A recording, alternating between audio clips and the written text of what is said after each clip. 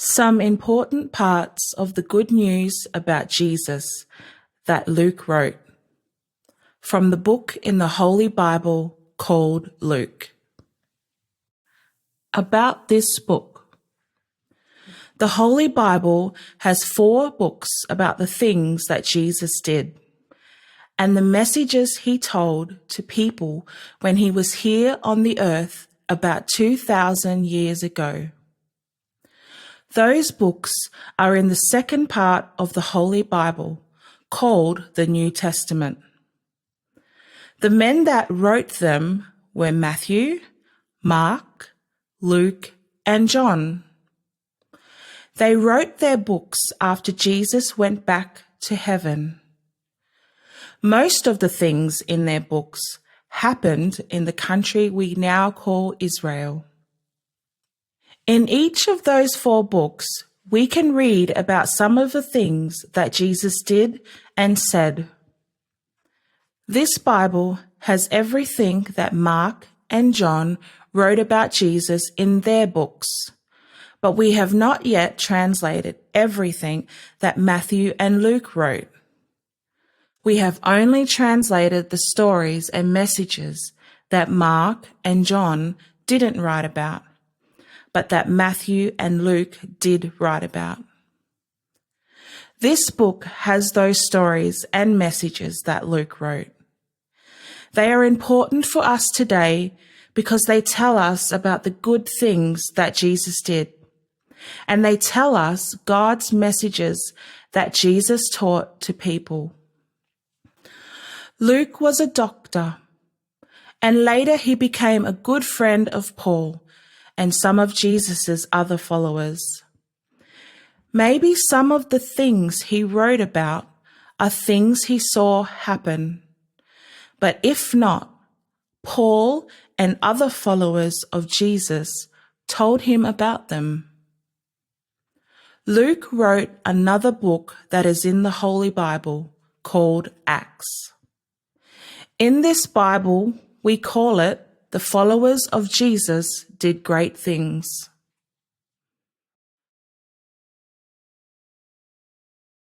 Luke chapter 1. I'm writing this for you, my good friend Theophilus. A lot of great things happened here, and the people that saw those things happen told everyone what they saw. And a lot of people wrote down those stories that they heard.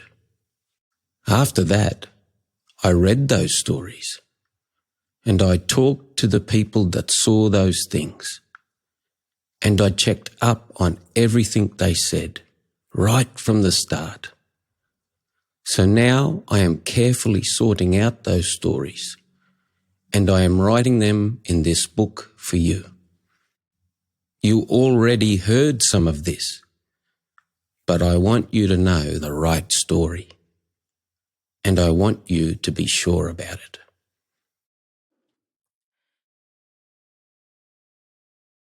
An angel messenger told an old man and his wife that they were going to have a baby.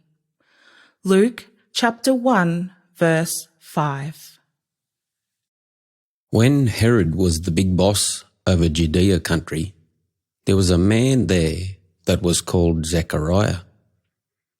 He was one of the men that looked after the Jewish ceremonies. There were different groups that did the Jewish ceremonies for the people at different times. He was in the group called the Aboriginal mob. His wife belonged to a family of Jewish ceremony people too. Her name was Elizabeth. Those 2 people, Zechariah and Elizabeth, they were very good people. They did everything in God's law, and God liked the way they lived. They got very old, but they didn't have any kids. You see, Elizabeth just couldn't have a baby. The time came for Zechariah's mob to do the ceremonies in God's ceremony house in Jerusalem city. One day, it was Zechariah's turn to go into the special room in that house and burn some special perfume to make a good smell. While he was doing that, a big mob of people were outside, and they were praying. Then God sent one of his angel messengers to that room, and he stood on the right-hand side of the metal table where that special perfume was burning. Zechariah saw the angel there and got a big shock. He was really frightened. But the angel told him, "Don't be frightened, Zechariah. God has heard what you have been asking him, and he will give you what you want. Your wife Elizabeth will have a baby boy, and you will name him John. You will be really happy, and a lot of other people will be happy with you. God will say that this kid is important, so you have to make sure he never drinks any sort of wine or grog at all. You see, the Holy Spirit will come into this kid before he gets born, while he is still inside his mother. And then, after he grows up, he will get lots of you Israel people to turn away from bad things and turn back to God." Remember Elijah, God's man that lived a long time ago.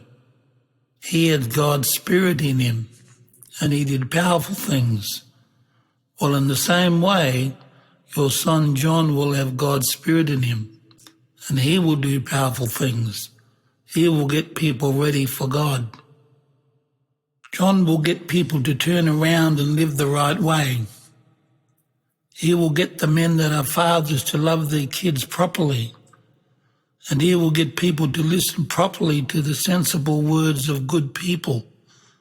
Even those people that don't listen to God now, he will get them to listen to good people.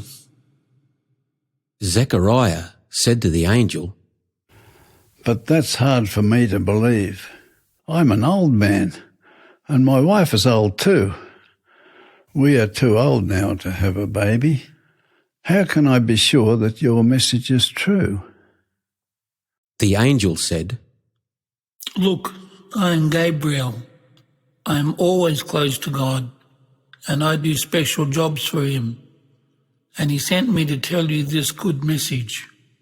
And everything I said will happen at the right time. But you didn't believe me, so now God will shut you up. You will not be able to talk until this kid gets born." While they were talking in that room, the people outside were waiting for Zechariah. They were thinking, "Why is he staying a long time in that room?"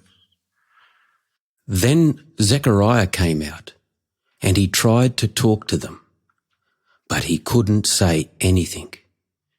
He had to make signs with his hands, and at last they understood that he saw something powerful in that room. Then Zechariah finished his days of work in God's ceremony house, and he went home. Soon after that, his wife Elizabeth found out she was going to have a baby. She stayed inside her house for 5 months. She said, "Wow, God is properly good to me. He will let me have a baby and nobody will rubbish me anymore."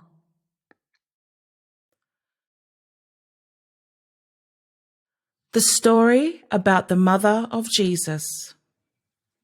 Luke chapter 1, verse 26.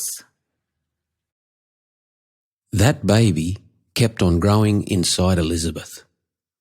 After about 6 months, God sent Gabriel, that same angel messenger, to Galilee country, to a town called Nazareth. He went there to a young girl that was not married. Her name was Mary. Before that time, Mary didn't ever sleep with any man, like a woman does with her husband. She was promised to a man that was called Joseph. He belonged to the family of David, the man that was the big boss a long time ago. Gabriel came to Mary and said, Hello, Mary.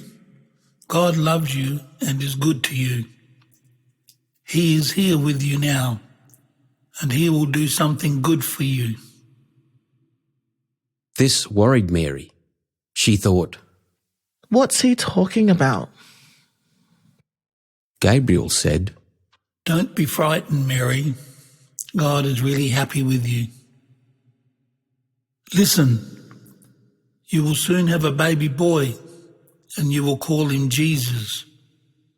God will make him the biggest boss over you Israel people, like David, his grandfather that lived a long time ago. He will be very important, and he will be the biggest boss forever. He will never stop being the biggest boss over the Israel people, and people will call him the Son of God. Mary said, But I'm not married. I've never slept with a man like a wife sleeps with her husband. How will I get a baby? Gabriel said, The Holy Spirit will come to you, and God's power will come over you and give you a baby. Your baby will be really special, and people will say he is God's son. And you know your cousin Elizabeth? Everyone reckons she's too old to have a baby, but now she is carrying a baby inside her. She's been carrying that baby for the last 6 months, and soon she will have a son. You see, God can do anything. Nothing is too hard for him. Mary said, All right. I will do whatever God wants. I want everything to happen just like you said. Then Gabriel left her.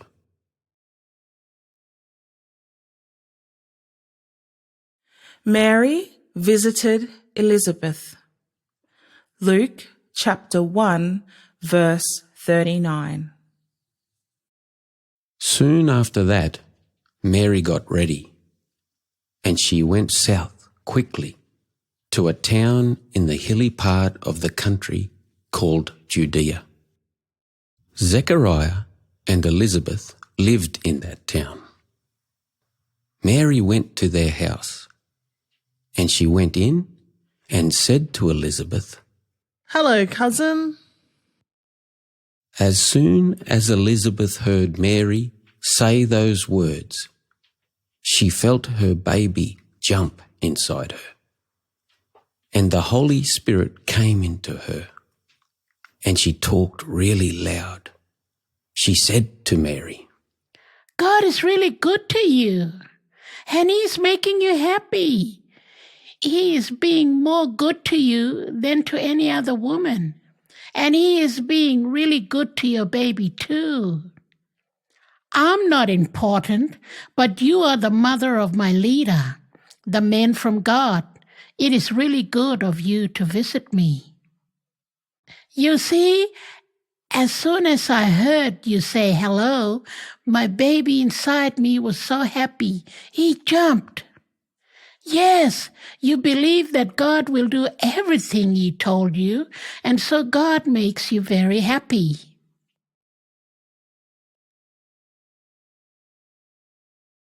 Mary sang this song. Luke chapter 1 verse 46. Mary said, God is really good and really great, and I want to tell everybody about Him. My spirit is really happy with God. I know He will save me.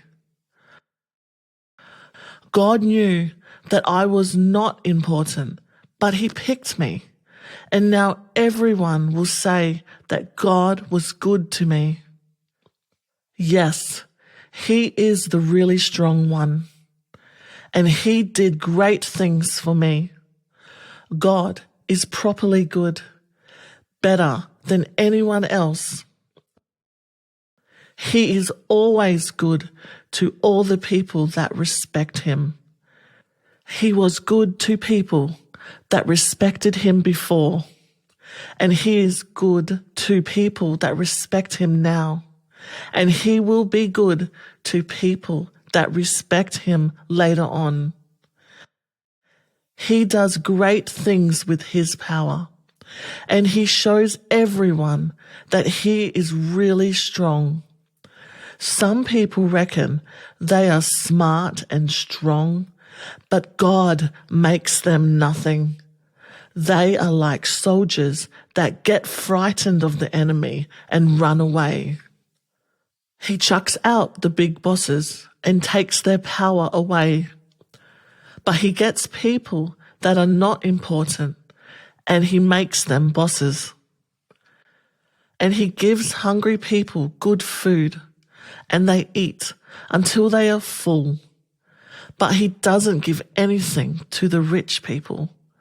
They go away with nothing. He feels sorry for his own people, us Israel mob, and he helps us, just like he promised to Abraham and our other grandfathers that lived a long time ago. He said that he will look after us forever. Mary stayed with Elizabeth for about 3 months. Then she went back to her own home.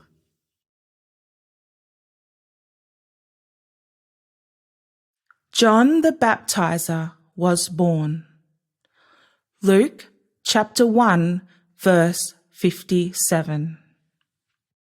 Then the time came for Elizabeth to have her baby, and she had a son. All her family and the people that lived near her, they all heard that she had a baby, and they knew that God felt sorry for Elizabeth and that he was very good to her. Elizabeth was happy, and they were all happy too. When the baby was 8 days old, all those people went to Zechariah and Elizabeth's place. The baby boy had to have a young man operation on that day, and they used to give a baby his name at that time. The people wanted to call him Zechariah, the same name that his father had. But Elizabeth said, No, his name is John. They said, What? Nobody in your family has that name? so they made signs with their hands to his father to ask him what name he wanted to give to the boy. Zechariah got them to give him something to write on, and he wrote, "His name is John." Everyone was shocked. Then, straight away, Zechariah started to talk again, and he told everyone that God is very great. The people there never saw God do things like that before. They were really surprised. They told other people about everything that happened, and soon a lot of people in the hilly part of Judea country were talking about it. Everyone that heard the news thought about it, and they said, After this kid grows up, what will he be? They knew God was powerfully looking after that boy.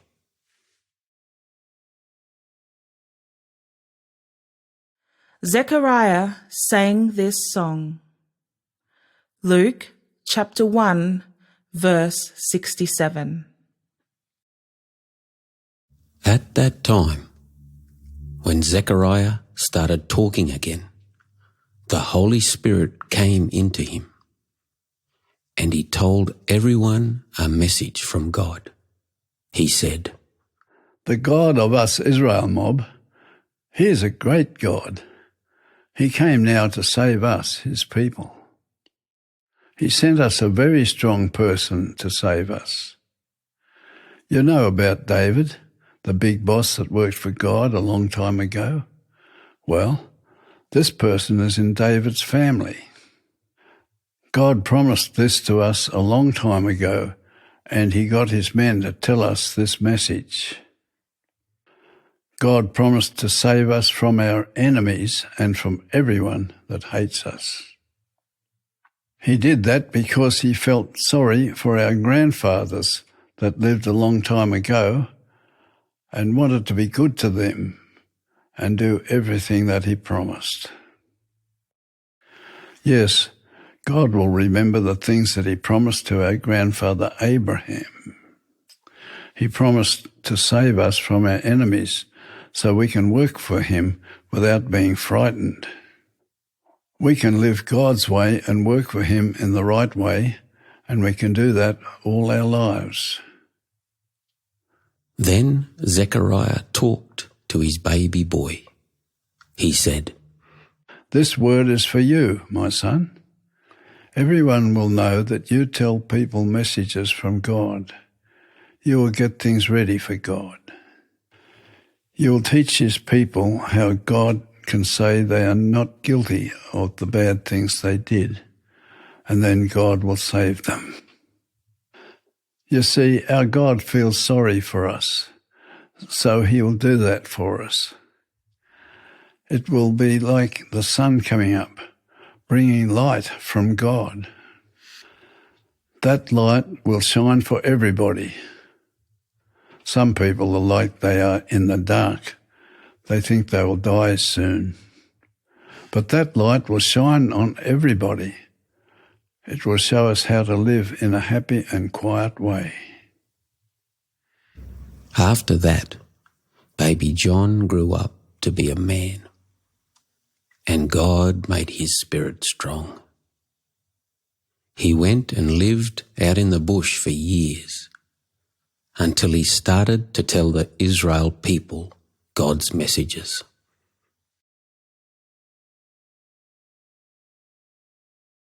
Luke chapter 2. Mary had a baby boy. Verse 1. About the time that John was born, the biggest boss over all those countries was called Augustus. He sent a message to everyone in every country. He said, "The government bosses in every town have to write down everyone's name on a big list and make them pay tax money." So everyone had to go back to their hometown and put their names on the list there. At that time, a man called Quirinius was the government boss over Syria country. Joseph belonged to the family of David, the man that was Israel's big boss a long time ago. David grew up in the town called Bethlehem in Judea country. But Joseph lived in a town called Nazareth in Galilee country. So Joseph had to go south to Bethlehem to put his name on the right list. Joseph took Mary with him. She was his promised wife, and she was carrying a baby inside her at that time. At Bethlehem, they couldn't find any room to stay in, so they had to sleep in the place where the animals ate their food. Then the time came for Mary to have her baby. She had her baby right there, and she wrapped him up in bits of cloth, just like mothers always did. And she put him down to sleep in an animal's food box.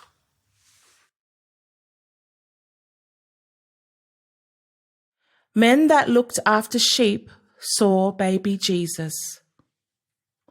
Luke chapter 2, verse 8. Not far away, on that same night, some men were out in the grasslands looking after their sheep. Suddenly, an angel messenger from God stood there with them, and bright light from God was shining all around them. And they were very frightened. But the angel said, Don't be frightened. I've got really good news for you, and good news for everyone in the world too. Today, a young woman had a baby boy over there in Bethlehem, in the place where David grew up. Go there and you'll find him. He's wrapped up in cloth and lying in an animal's food box. Then you will know that this message is true. He is the one that is going to save you people. He is the Christ, the man that God promised to send to you, to be your leader. Then suddenly, a big mob of other angel messengers came from heaven, and they all praised God. They said, God, you are really great there in heaven, and here on the earth, your people are quiet and happy. You're really good to your people. Then the angels went back to heaven, and the men said to each other, Let's go to Bethlehem and see this baby that God just told us about. Then they went quickly, and they found Mary and Joseph with the baby boy in an animal's food box, just like the angel said. After those men saw the baby, they talked to people about him, and they told them the message that God's angel gave them. Everyone was surprised when they heard what those men said. And Mary remembered their words, and she thought about them a lot. As those men walked back to their sheep, they talked about how everything happened, just like God's angel said. They said to God, You are really great. and they told everybody that God is great.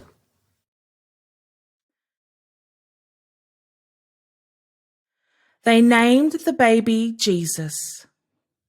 Luke chapter 2, verse 21.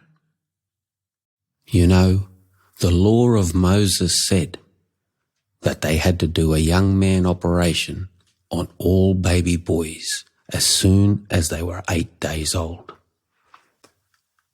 So Mary's baby had that operation, and they gave him his name, Jesus, at that time.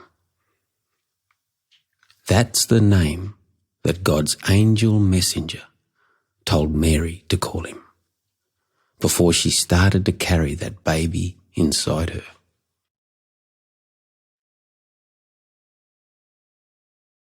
Simeon and Anna met Jesus. Luke chapter 2, verse 22.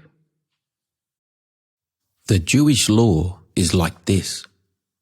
A woman's first baby boy belongs to God. And after a baby boy is born, the mother can't go into God's ceremony house or do any of their ceremonies for the next 40 days.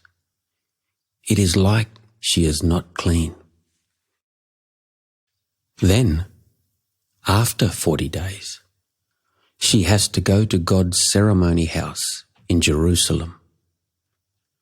She has to get a leader of the Jewish ceremonies there to kill 2 pigeons and burn them, and let the smoke go up to God. This will make her clean again for Jewish ceremonies. So Joseph and Mary went to Jerusalem at the right time to follow that law. they took baby Jesus with them. There was an old man in Jerusalem at that time. His name was Simeon. He was a good man that lived God's way, and he was waiting for God to make the Israel people happy again. And the Holy Spirit used to tell him things. Before that time, the Holy Spirit told him, "You will stay alive until you see the special man that God will send to save his people. He is called the Christ." Then on the day that Joseph and Mary took Jesus into God's ceremony house, the Holy Spirit told Simeon to go there too. So he was there when Joseph and Mary brought Jesus in. And Simeon took Jesus from them and held him in his arms, and he thanked God and said, "Now, God, I can die happy, just like you promised me, because now I can see the one that you promised to send. People in every tribe will see him, and he will save them. He will shine like a light for people that are not Jews, showing them new things about you, God. And he will get everyone to respect your people, the Israel nation." Joseph and Mary heard the things that Simeon said about Jesus, and they were surprised.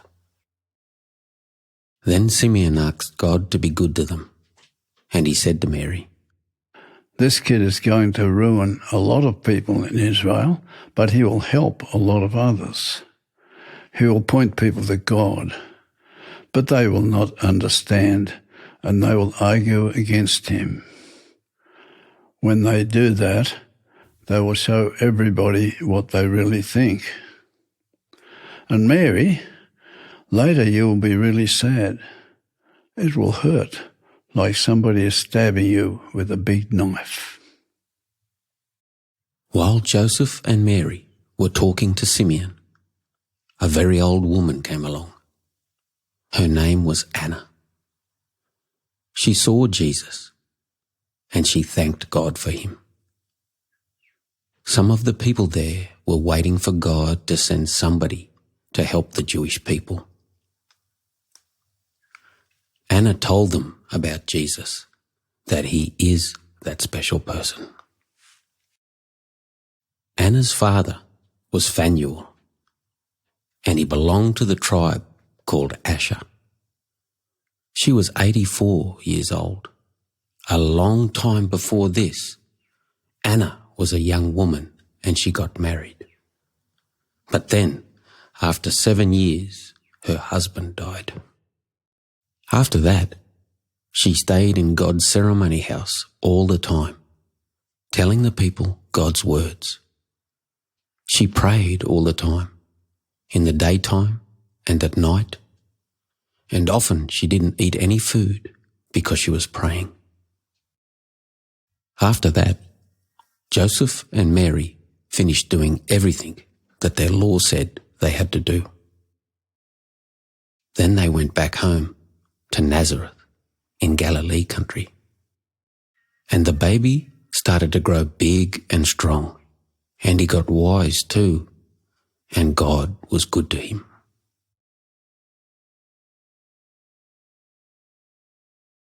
When Jesus was a boy, he visited God's ceremony house.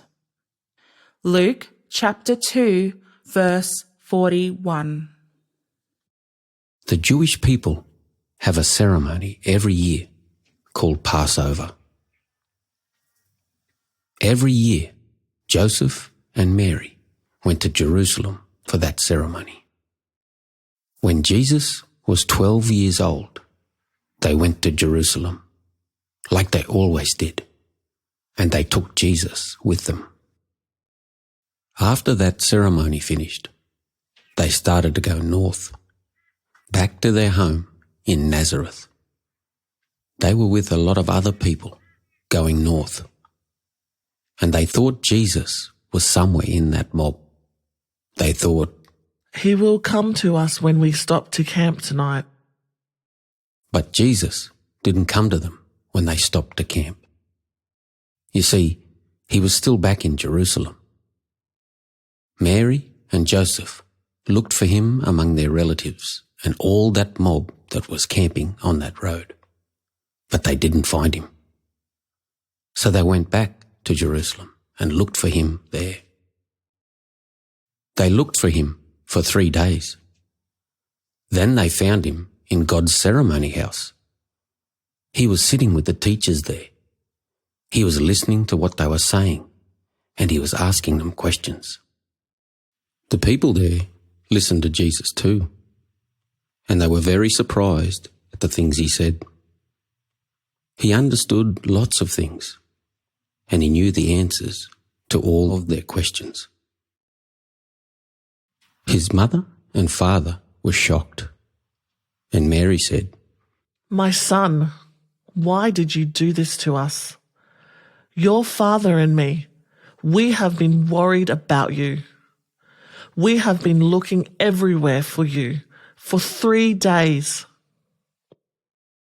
Jesus said, Why did you look everywhere for me? I had to be in my Father's special house. You should know that. but they didn't understand what he meant by those words. Then Jesus went with them back to Nazareth, and he always did what his mother and father told him to do. And his mother always remembered all those things that happened, and she always thought about them. Jesus grew up to be a man, and as he got bigger, he became very wise too. God was really happy with him, and so was everyone that knew him.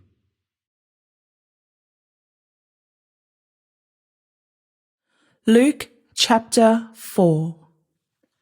Jesus talked to the people in his hometown called Nazareth. Luke chapter 4, verse 14. The Holy Spirit made Jesus very powerful, and he went back to Galilee country. The people that saw him kept on telling other people about him, and those people told more people, so that soon everyone there heard the news about him. He went to the Jewish meeting houses every week, and he taught everyone about God, and they were all really happy with him. Then Jesus went to his own town called Nazareth. That was the town he grew up in. He went to the Jewish meeting house there on Saturday, like he always did, and he stood up to read to the people from God's book. A helper there gave him the part that Isaiah wrote. Isaiah was a man that told everyone God's messages a long time ago. Jesus opened the book to the right place, and he read these words. God's Spirit came into me. He picked me to tell good news to poor people. He sent me to tell prisoners, you will go free. And he sent me to tell blind people, you will see. And he sent me to people that are in big trouble to take their trouble away. He sent me to tell everybody, this is the time now for God to be good to you. Then Jesus closed the book, gave it back to the helper there, and sat down. Everybody kept looking straight at Jesus, and then he started to teach them. He said, You just heard me read that message that Isaiah wrote a long time ago. Well, those things are happening right now, today, while you are listening to me. All those people started talking together. They said good things about Jesus, and they said, Wow, he talked real good. But we know this man. He's Joseph's son. So Jesus said, I know what you are going to say next. You are going to use the picture talk that some people use. They say, Doctor, make yourself better to show us that you know how to make people better. And you mob will say to me, show us that you know how to do powerful things. Do them here in your own hometown, like you did in Capernaum. Listen, whenever God picks a man to tell his messages, the people of his own hometown don't want him. They reckon they know him, so they will not listen to him. Think about these two stories in God's book. Remember the story about God's man, Elijah, that lived a long time ago? Our people, the Israel nation, did bad things at that time, so God punished them. He stopped the rain. No rain fell for 3.5 years, and no food plants grew in the gardens. So nobody had enough food, and they were very hungry. But God looked after Elijah and sent him to another place called Zarephath in Sidon country. God got a widow there to look after Elijah, and God gave that widow enough food for herself and her son and Elijah too. Listen, there were a lot of widows in Israel at that time, but God did not save a widow that belonged to Israel. He saved a widow that belonged to Sidon country, not one of us Israel people. And remember the story about Elisha, another one of God's men that lived a long time ago. At that time, there was a man called Naaman that belonged to Syria country. He had a bad skin sickness. But Elisha used God's power to make him better.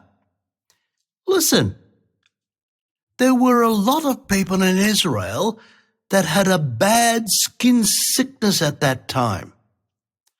But God made a Syrian man better, not one of us Israel people.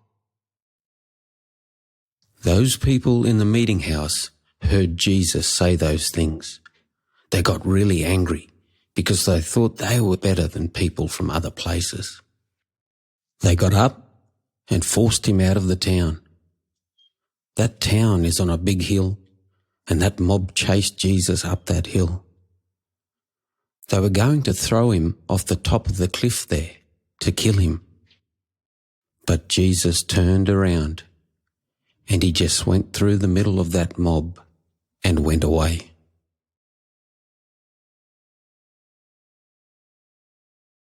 Luke chapter 6. The things people do show what sort of people they are. Luke chapter 6, verse 43. Jesus was talking to his followers, and he told them a picture story. He said, Think about different sorts of trees that give us fruit to eat. Good trees don't give us rubbish fruit, and rubbish trees don't give us good fruit. Whenever we look at the fruit of a tree, we know what sort of tree it comes from. Think about it. We don't get bananas or grapes from a rubbish prickly plant. And it's like that with people too. Good people think about good things, so they do good things. But bad people think about bad things, so they do bad things and they say bad things. You see, the things people say show what they think about.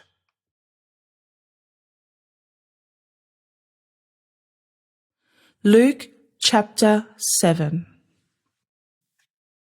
Jesus made a dead man become alive again. Luke chapter 7, verse 11. Jesus and his followers went to a town called Nain. A big mob of other people went with him. Just before that, a young man died in that town. He was the only son of his mother, and her husband was already dead, so she had nobody left to look after her. A big mob of people were with that mother, and they had the young man's body on a stretcher. They were taking it along the road out of the town to bury it. And at that same time, Jesus was going into that town on that same road. Jesus saw the mother, and he felt very sorry for her. He told her, "Don't cry." Then he walked over to the stretcher and touched it, and the men that were carrying it stopped. Jesus said, "Young man, listen to me. Get up." Then the dead man sat up and started to talk, and Jesus told him to go back to his mother. Everyone that saw that was frightened. They said, God is really great and powerful. God sent this man to us to tell us his word and show us his power. God has come to help his people. Then they went and told lots of other people what they saw. So people in the towns near there and people everywhere in Judea country, they heard that story.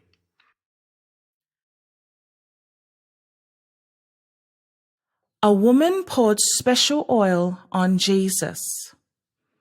Luke chapter 7, verse 36.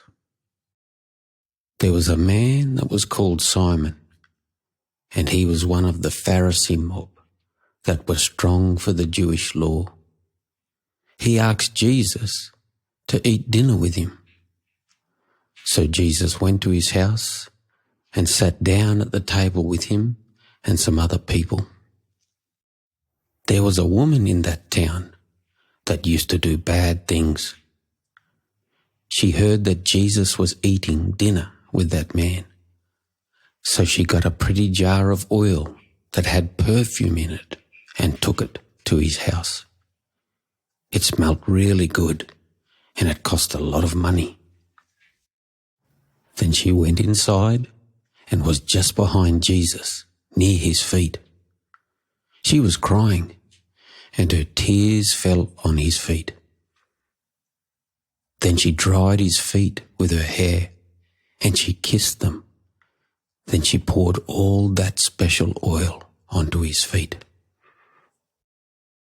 Simon, the Pharisee man, he saw her do that, and he said to himself, I knew it. This man is not one of God's men. He's letting a bad woman touch him. I reckon he doesn't know she did a lot of bad things. So I reckon he doesn't have God's power. Jesus said to him, "Simon, I want to tell you something." Simon said, All right, teacher, tell me. Then Jesus told him a picture story. He said, There was a rich man that used to lend money to people. One man borrowed $500 from him, and another man borrowed $50. But both of those men lost all their money. They couldn't pay that money back to the rich man. But the rich man was good to both of them and told them, "Don't worry, I'll let it go. You don't have to pay me back that money." Well, Simon, what do you reckon? Which one of those men will love that rich man the most? Simon said, I reckon it is the man that owed him the most money and didn't have to pay it back. Jesus said, You were right. then he turned towards the woman and said, Simon, look at this woman. When I came into your house, you didn't give me water to wash my feet, but she washed my feet with her tears and dried them with her hair. You didn't kiss me on the cheek to make me feel good, but this woman keeps on kissing my feet. You didn't put any olive oil on my head like people do for their friends, but she put oil on my feet that has perfume in it, and it cost a lot of money. Listen, I know she did a lot of bad things, but I'm telling you, I will say that she is not guilty of all those bad things. I will let it all go, and God will not punish her. That is the reason why she loves me a lot. But if somebody only did a few bad things, and I let it go, they will only love me a little bit. Then Jesus said to the woman, You did bad things, but I am letting it go, and I will say that you are not guilty. The other people there said to each other, Who does this man think he is? He reckons he can say that somebody is not guilty, and then God will not punish them for the bad things they did. But Jesus said to the woman, You trusted me, so you will not get trouble for the bad things you did. Don't worry. You can go away happy and quiet now.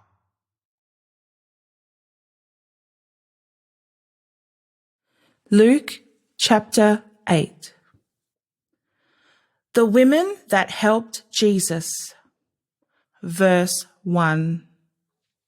After that, Jesus went around to a lot of different towns. In each town, he told the people God's good news. He said, God wants to have you in his family. He took his 12 special workers with him. There were some women, too, that went around with them. They used their own money to buy the things that Jesus and his special workers needed. Before that time, some of those women were sick, but Jesus made them better. And some of them had bad spirits in them, but Jesus forced those bad spirits out of them. One of those women was Mary Magdalene. Jesus forced 7 bad spirits out of her. Another one was Joanna, the wife of Chusa. Chusa was the boss over all the people that worked in the house of the big boss that was called Herod.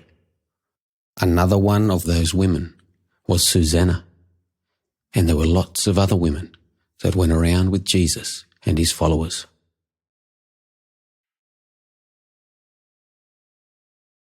Luke chapter 9. A town in Samaria country didn't want Jesus.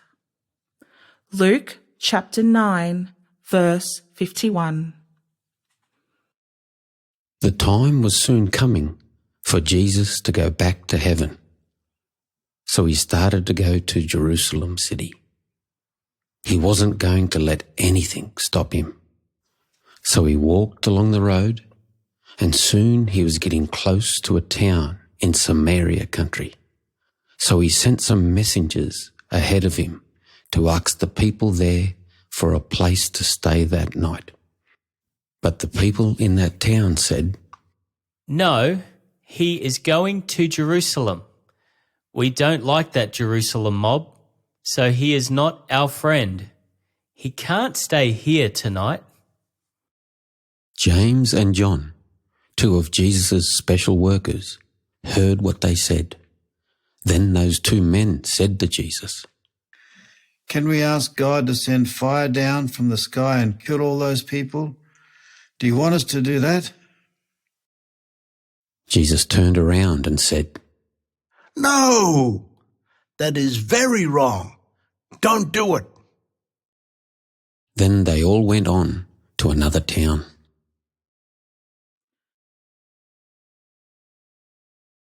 We have to follow Jesus, even if it is hard for us.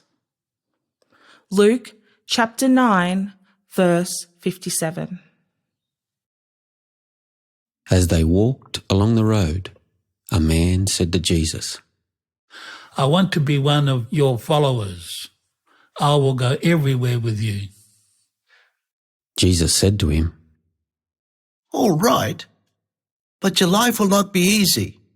You see, wild dogs have places where they go to sleep, and birds have nests to rest in.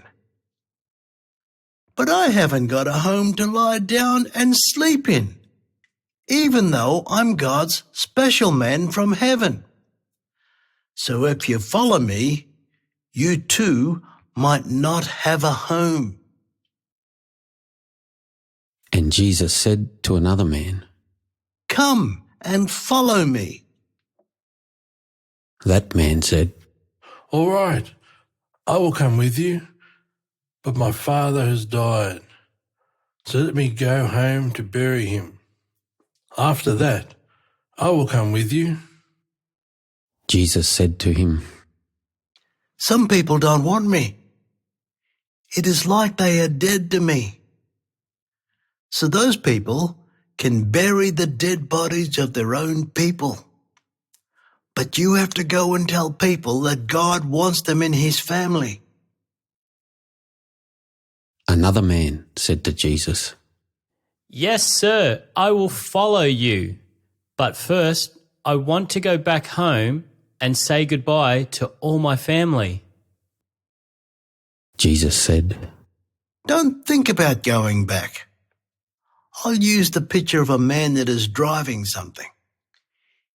He has to look at what is ahead of him, not look back at what is behind him.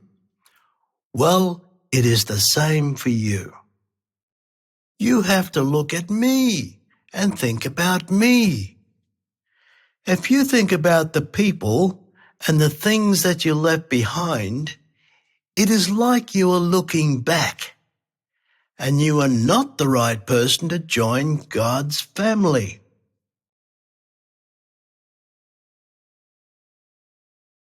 Luke chapter 10. The people in some towns didn't want Jesus. Luke chapter 10, verse 13. Jesus talked to the people that lived in some towns. He said, You mob that live in Chorazin and Bethsaida, you will be really sorry. You know, I did a lot of powerful things there in your towns, but you didn't listen to me, and you keep on doing bad things. Think about those towns called Tyre and Sidon. A long time ago, their people did bad things. At that time, I didn't go to them and do powerful things for them like I did for you. They didn't get to listen to me, so they couldn't turn around and stop doing bad things. If they got to listen to me, they would be very sorry for the bad things they did, and they would turn to God real quick. But that didn't happen. You know, one day God will judge everybody, and he will punish those people for the bad things they did, but he will punish you, mob, a lot more than he will punish that mob. You, mob, heard my words, But you didn't take any notice and you didn't turn to God. And it's the same for you mob that live in Capernaum. You reckon you were good.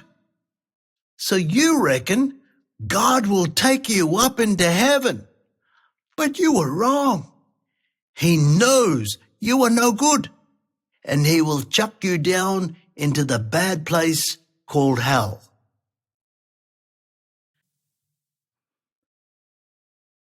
God's most important laws. Luke chapter 10, verse 25. One day, a Jewish lawman went to Jesus. He wanted to test Jesus to see if he can answer a hard question. So he asked Jesus, Teacher, what can I do so that I will live with God forever? Jesus said, You know God's laws, and you read them all the time. What do you reckon they say? The man said, One law says this: you have to love God properly, not just a little bit. You have to love God from right inside yourself. You have to love God in the way you feel and in the way you think. And you have to love God in the way you do things. And another law says this: you have to love the people around you just as much as you love yourself. Jesus said, You are right. Do what those laws say, and you will live with God forever. But the man wanted to show that he asked an important question. So he said, What does it mean by the people around me? Who are they?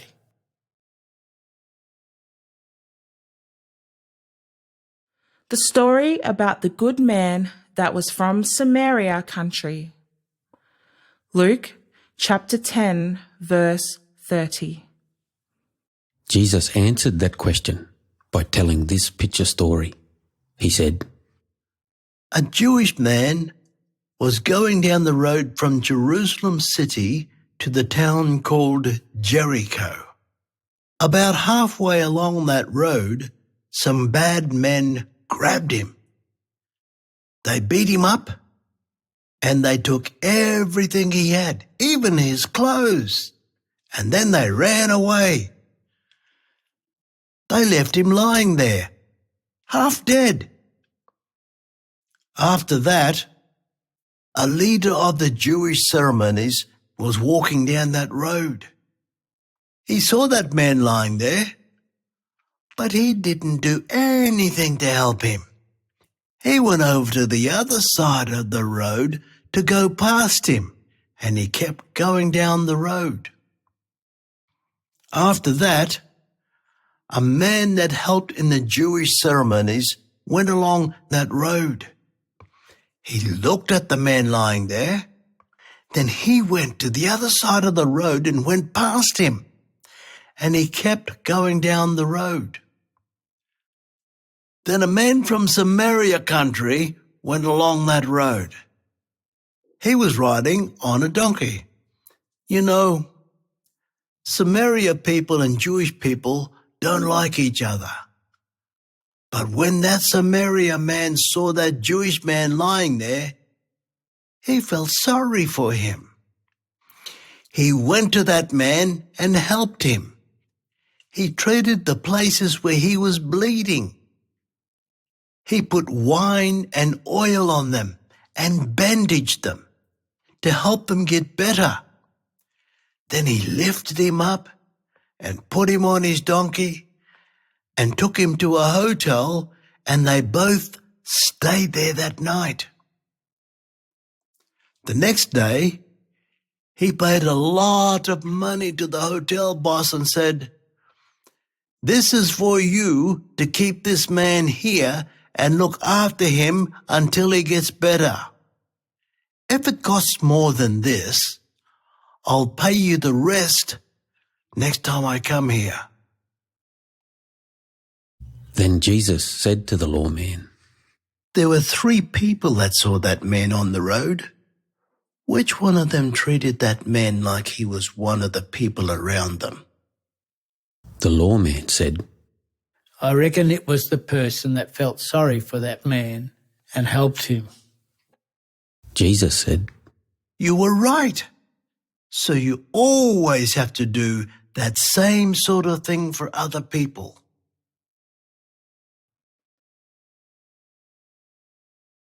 Jesus visited Martha and Mary. Luke chapter 10, verse 38. Jesus and his followers kept going along the road to Jerusalem, and they went into a town. A woman called Martha lived in that town, and she asked him to come to her house, so they went with her.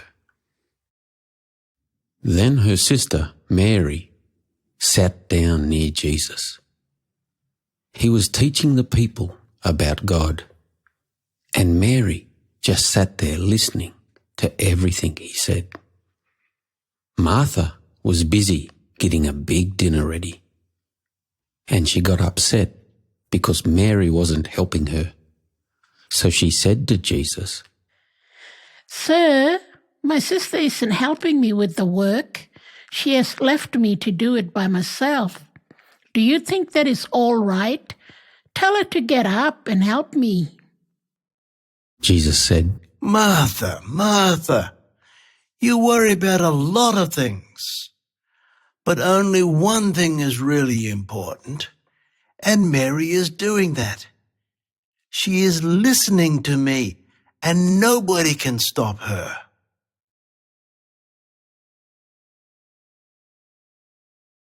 Luke chapter 11. Keep asking God. Don't give up. Luke chapter 11, verse 5. Jesus told his followers a picture story to teach them how to pray. He said, Think about this. A man is going on a long trip, and at night he comes to the house where his cousin lives.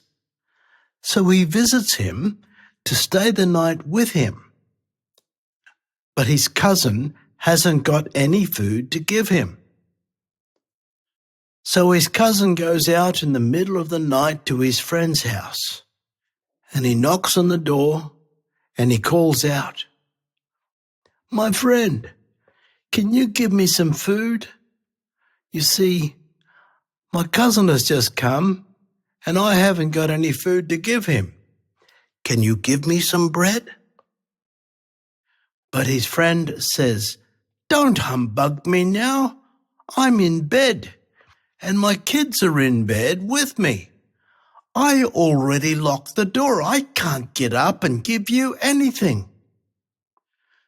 But if that man keeps on knocking and asking for bread, after a while his friend will get up and give him everything he asks for. He will not do it because they are friends. He will do it because that man keeps on asking him. So I'm telling you this, keep asking God for what you need, and he will give it to you. Keep looking for what you need, and God will help you find it.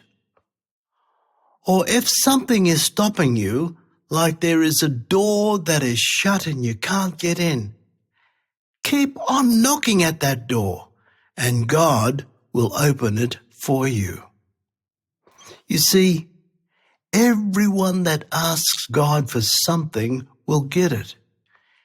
Everyone that looks for something will find it.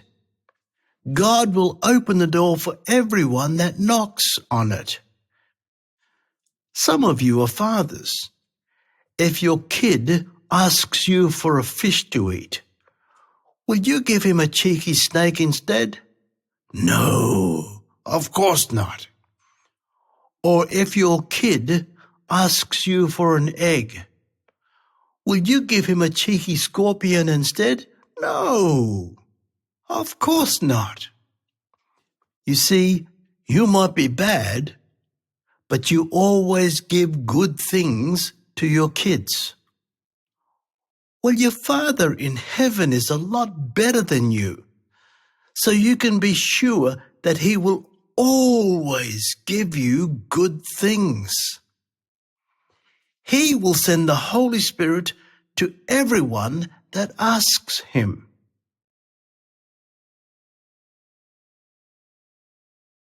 Jesus told the Pharisee mob and lawmen that they were wrong. Luke chapter 11, verse 37. Jesus was talking to the people, and a man that belonged to the Pharisee mob asked him to come to his place for dinner. The Pharisee mob were very strong for the Jewish law. They made a rule that whenever anyone wanted to eat some food, they first had to wash their hands. But Jesus didn't follow that rule. He didn't wash his hands. The Pharisee man was shocked. So Jesus said to him, You Pharisee mob are like somebody that cleans the outside of cups and plates, but doesn't clean the inside. You see, you only do good things if people can see you, like you are good on the outside. But you are really dirty on the inside. Yes, inside yourselves you are greedy, and you are always thinking in your heads about doing very bad things. Look, you are really stupid. You forget that God made the inside of you as well as the outside. He can see everything that is inside your heads. The right way is like this. You have to think in your heads about poor people, and you have to feel sorry for them, and you have to give them the things they need. Then God will say that you are clean on the inside as well as on the outside. You mob follow God's law that says you have to give Him a little bit of everything you get. That little bit is 1 part out of every 10 parts. You do that for everything you get, even the little plants that grow in your garden. But you don't do the important things that God wants everyone to do. So God will make trouble for you, Pharisee mob. You see, you have to be fair to other people, and you have to love God. Those are the important things that you have to do, and you have to do the other things too. Yes, God will make trouble for you, Pharisee mob. You try to get people to think you are important. Whenever you go to a meeting house, you want the good seats that are for important people. And whenever you walk around the shopping places, you want people to respect you and say hello to you in a good way. But God will make trouble for you, mob. You are like ground that has dead bodies in it that people don't know about. People walk on that ground and they think it is good. You are like that ground. You get people to think you are good and they don't know that you are bad on the inside. Then a Jewish lawman said to Jesus, Hey, teacher, you were saying bad things about us too. Jesus said, That's right. You mob are just as bad, and God will make trouble for you lawmen too. You make a lot of hard rules, and you make people follow all those rules. You are too hard on people. It is like you are making them carry lots of heavy things, and you don't help them at all. You don't even move one of your fingers to help them. Yes, God will make trouble for you, Lord Teacher Mob. A long time ago, your grandfathers killed the men that told everyone God's messages, and they buried them. And now you, Mob, put pretty little stone buildings there to remember the place where they buried them. When you do that, you show that you agree with the bad things your grandfathers did. They killed those good men, and now you make those buildings for them. Listen, God is wise, and He said, I will pick men to tell everyone my messages, and I will pick men to be my special workers, and I will send them to the people, but you will kill some of them, and you will hurt some of them. Yes, you people that are alive today will hurt and kill God's people. And it has been like that for a long time. Your grandfathers have been killing God's men ever since the world first started. And you agree with those bad things that they did too. So God will punish you too for all those bad things that they did. Abel was the first one of God's men to die, and Zechariah was the last one to die. They killed him at God's ceremony house, near the place where they kill animals and burn them to give them to God. Yes, they killed those men. But God will punish you people that are alive today too. Listen, God will make trouble for you, lawmen, because you don't do the right thing. You know how to help people understand more about God, but you never do it. You yourselves don't want to know God, and you stop everybody else so they can't know Him either. Then Jesus got up to go to another place. But the Jewish law teacher mob and the Pharisee mob started to get really angry with him, and they argued against him a lot. They tried to make him say something bad so they could blame him. So they asked him a lot of hard questions, but he didn't say anything bad.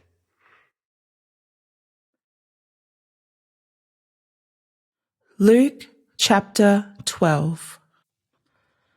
The story about a man that was rich, but he was stupid. Luke chapter 12, verse 13. A man in the crowd said to Jesus, Teacher, my brother is cheating me. Our father died, and he left his things for my brother and me. But my brother took all those things, and he is keeping them for himself. Please, tell my brother to be fair to me and give me my part of our father's things.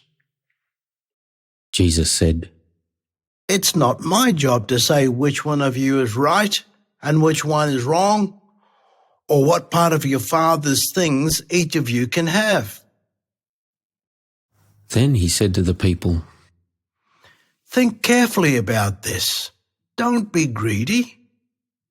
Don't try to get more things than you need. You can't get real life from the things you own, even if you are rich. Then Jesus told them a picture story. He said, A rich man had a big garden. He planted lots of seeds there, and they grew into very big plants. And then those plants grew lots of seed food on them. The man looked at it all and said to himself, My sheds are not big enough for all this seed food. Where will I put it all?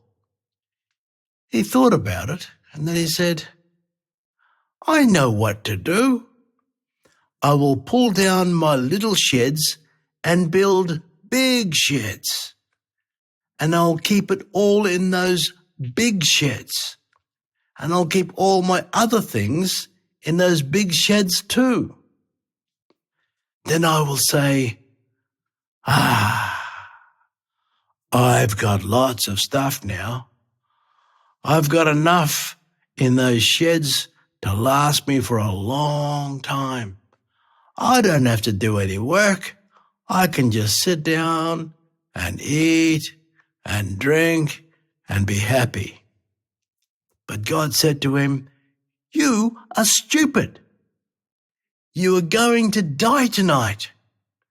Then what will happen to all this stuff in your sheds? Who will get it? Not you. That is a picture story to tell you people this. If you keep money and things just for yourself, and if you don't use them the way God wants you to, you are stupid.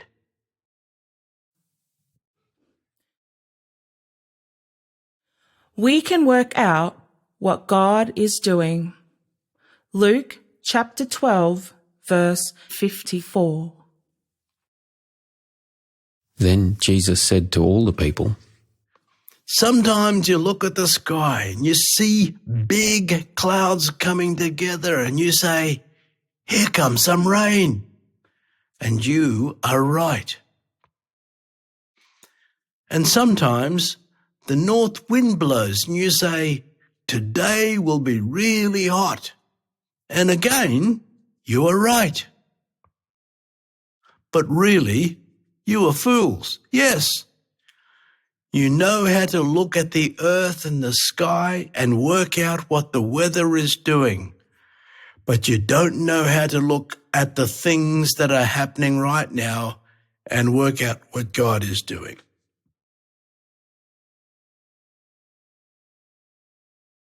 Luke chapter 13. If you don't turn to God, you will die. Verse 1. About that time, some men from Galilee country were killing some animals to give them to God. But then Pilate, the big boss, went with his soldiers and killed those men. Then some people went and told Jesus what happened. Jesus said, Do you reckon those men that died did more bad things than all the other men from Galilee? Is that why God let Pilate kill them? No, that is not right. Listen, all of you mob do bad things. You have to stop doing bad things and turn to God. If you don't turn to God, you will die, just like those men died. And you know about the high building in Jerusalem city at the place called Siloam. It fell down on top of 18 people and killed them. Do you think those people did more bad things than the other people in Jerusalem? And that is the reason why God let them die like that? No, that is not right. Listen, all of you mob do bad things. You have to stop doing bad things and turn to God. If you don't turn to God, you will die, just like those people died.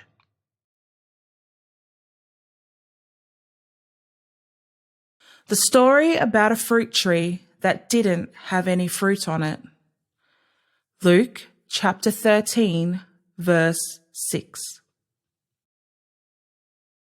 Then Jesus told them this picture story to show them that they have to turn to God soon. He said, A man had a garden with grapevines growing in it. There was a fruit tree there too, called a fig tree. That man used to go to that garden to see if there was any fruit on that tree, but he never found any fruit. So he talked to his workmen that looked after the garden. He said, "Look, this tree is no good. I came here looking for fruit on this tree. I did that for the last 3 years, but I never found any fruit. So chop it down and get rid of it. We can't let it go on like this.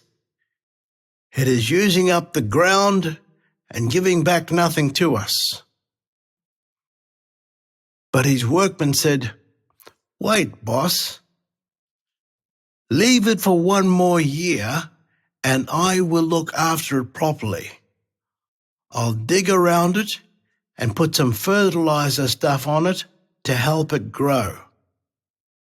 And maybe next year it will get fruit on it. If it doesn't get any fruit next year, then we can chop it down."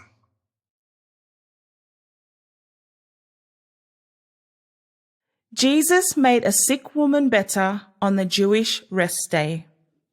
Luke chapter 13, verse 10. One Saturday, Jesus was teaching people in a Jewish meeting house. Their Jewish law said that nobody can work on a Saturday. It was their rest day. There was a woman there with a bad spirit inside her. A long time before that, the bad spirit went into that woman and made her back crooked. That bad spirit lived in her for 18 years, and all that time her back was bent over. She couldn't stand up straight. Jesus saw her in that meeting house, and he called out to her to come to him. And he said to her, "Friend, you are better now. You are free from that sickness." Then he put his hands on her, and she stood up straight right then. And she told everybody that God is really good. But the boss of that meeting house got angry because Jesus made a sick woman better on their rest day. So he told the people, "Listen, you mob, there are 6 days for work each week. So come on any one of those days and get him to make you better. But Saturday is our rest day. Don't come on a sad day." Jesus said to him, "You and your mob are wrong. You say one thing, but you do something different. You work for yourselves on our rest day, right? You know, you keep cows and donkeys tied up in your yards, and every day you untie them and take them out to a waterhole to let them drink. You do that on our rest day too. Now look at this woman here. She belongs to Abraham's family. But 18 years ago, Satan, the boss over the bad spirits, he made her back crooked. It's like he has kept her tied up with this problem for 18 years. So why can't I untie her, even on our rest day?" When Jesus said those words, the bosses of that meeting house felt shame. But all the people were happy because Jesus was doing a lot of really good things there.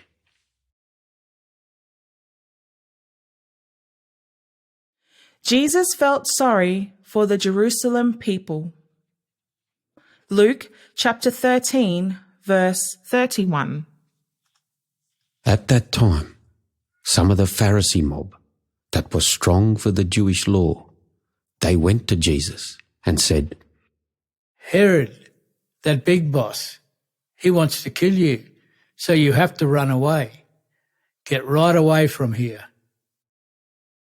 Jesus said, Herod is a bad man, and he is tricky, like a wild dog. Tell him that I'm forcing bad spirits out of people, and I'm making sick people better, and I'll keep on doing these things for a bit longer. Then I'll finish my work. But I have to keep going now, and I'll keep going for a bit longer until I get to Jerusalem city. I will not die before I get there. You see, the Jerusalem mob are the worst. They kill the people that tell God's messages. Then Jesus gave a message for the people that lived in Jerusalem city. He said, You Jerusalem mob, you never listen to the men that tell you God's messages, but instead you kill them. Yes, you throw big stones at them to kill them. Listen, I wanted to look after you, mob, just like a chook looks after her young chicks and covers them with her wings so that nothing can hurt them. I often wanted to look after you like that, but you never let me. So now God is leaving you. He will not look after you or your city or his ceremony house there. You mob will not see me again until the day comes when you will say, God, we want you to look after this man you sent. Make him strong and happy.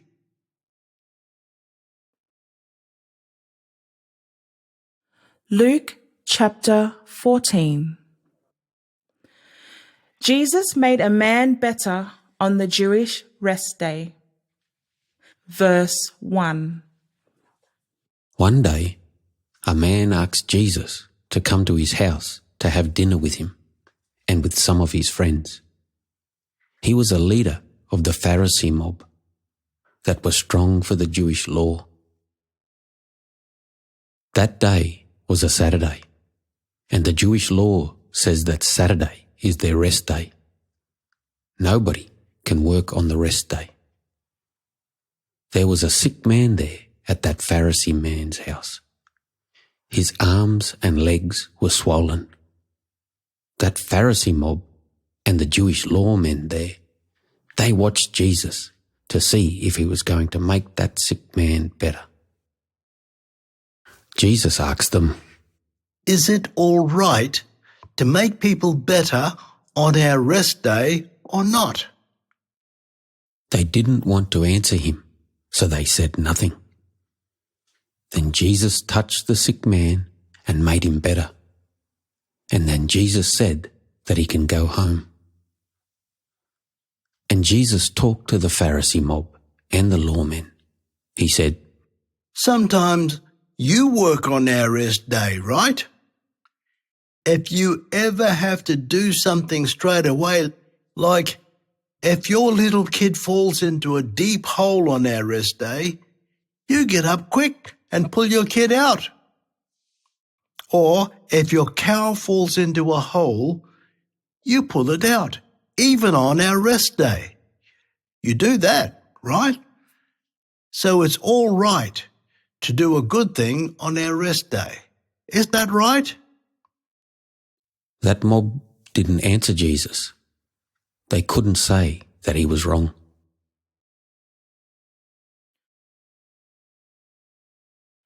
Don't try to make yourself important. Luke chapter 14, verse 7. There were a lot of people at that dinner, and they all wanted to sit in the seats up near the boss. That's the place where the important people sit. Jesus watched them, and he told them, You are not doing the right thing. You see, if somebody asks you to come to a big dinner, don't go quickly to the best seat and sit down there. Maybe later on, somebody more important than you will come. And the boss will tell you, get up and give this person that good seat. Then you'll feel shame, and you'll have to find yourself an empty seat, and it will be down at the other end of the table, at the place for people that are not important. Instead of that, when you come to the dinner, go and sit at the place for people that are not important. Then later, the boss will see you there and he will say, "My friend, you can have a better seat than that." And he will take you to a good seat, and everybody there will see him do that, and they will respect you. You see, if you try to make yourself important, God will make you like nothing. But if you make yourself like nothing, God will make you important. Then Jesus talked to the boss of that house. He said, Whenever you put on a dinner for other people to come and eat with you, don't ask your family or your friends or the rich people that live near you to come and eat that food. If you ask those people to come, later they will ask you to come and eat some food with them. That will be the only pay you get for giving them food. Instead of that, ask poor people to come and eat with you. Maybe they are crippled or blind or they can't walk, so they can't get jobs to get some money, so they are too poor to put on a dinner for you. There's no way they can pay you for that food. But God will make you really happy on the day when He will make everyone alive again. At that time, He will pay you properly for that good thing you did for those poor people.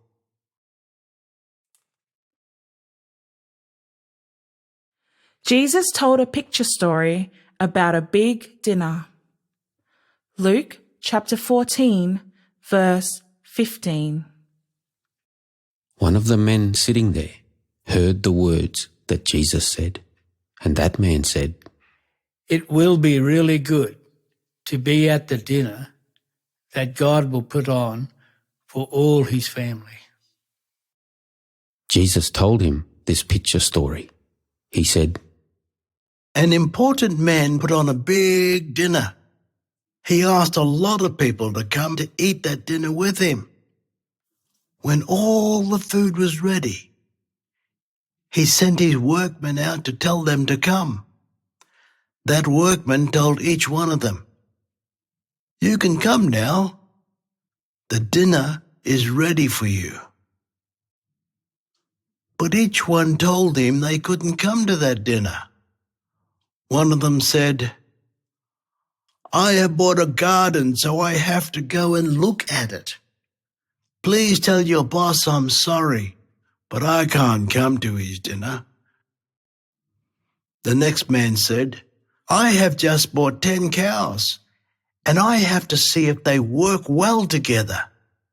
Please tell your boss I'm sorry, but I can't come to his dinner."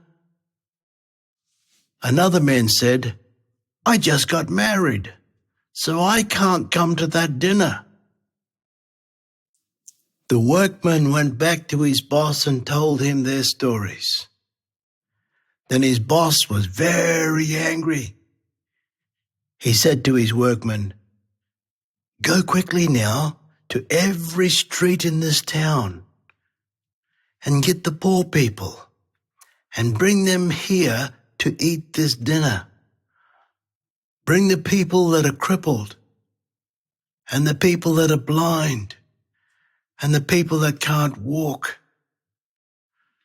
So the workman went out and got those people. Then he told his boss, "Those people are here now, but there are still some empty seats at the table."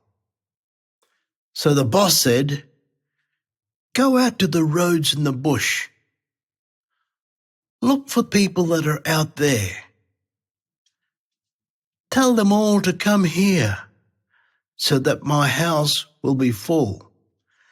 They can eat this good food. But those other people that I asked before, and they said they couldn't come, I'm telling you this, none of them will eat any of this good food.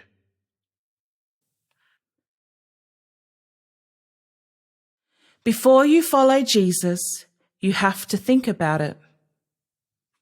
Luke chapter 14, verse 28. Jesus said to the people, If you want to follow me, first you have to think about it. Your life will be hard. So ask yourself, can I really do it?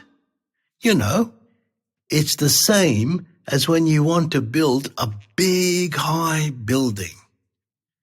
At first, you have to think about how much it will cost. And you have to find out if you have enough money to do that job and to finish it. If you don't do that, you might start that job, then you might run out of money and never finish that building. Then other people will laugh at you and say, "You stupid fool, you started to build that thing, but you couldn't finish it. Now it is no good for anything, so you wasted your money." Then Jesus told them another picture story. He said, If a country's big boss has to get his army to fight the army of another country, at first he thinks about it to see if he will win. If the other army has a lot more soldiers, he might say, "No, my army is too little. We can't win." Then he will send a message real quick to that other army's big boss. He will say to him, "Let's not fight each other. Let's talk about the problem and sort it out without fighting." Then Jesus said, It is the same for you. If you want to be one of my followers, you have to think about it. You see, your life will be hard. You will have to leave everything you own, and then you can follow me.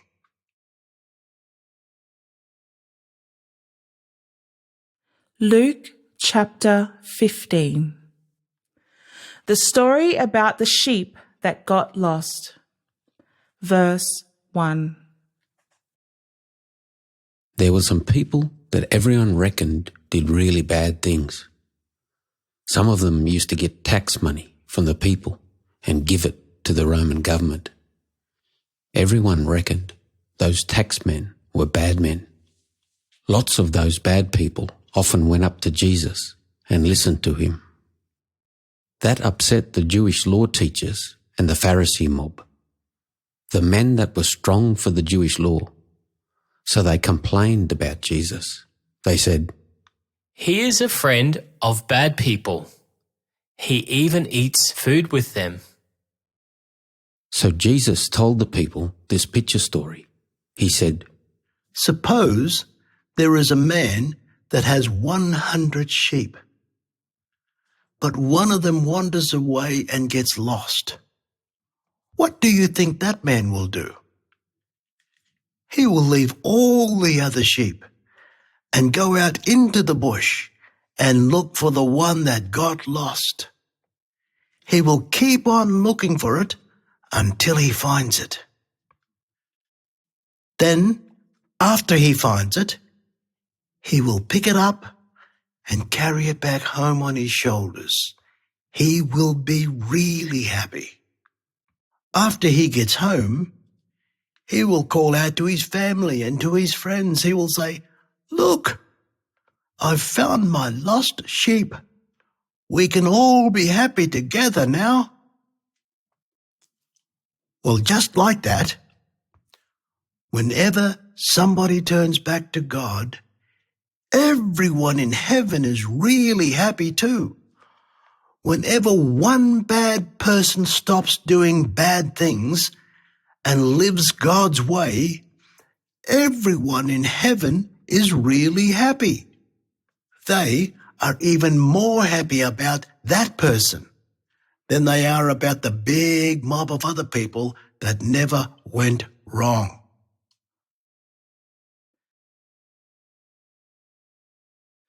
The story about the coin that got lost. Luke chapter 15, verse 8. Jesus told them another picture story. He said, Suppose a woman has 10 coins, but then she loses one of them in her house. What do you think she will do? She will get a torch and look carefully everywhere in that house. She will even sweep all the floors, and she will keep on looking for her money until she finds it.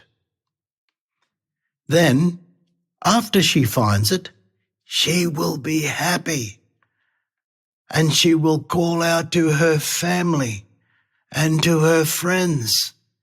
She will say, "Look, I've found my lost coin. We can all be happy together now."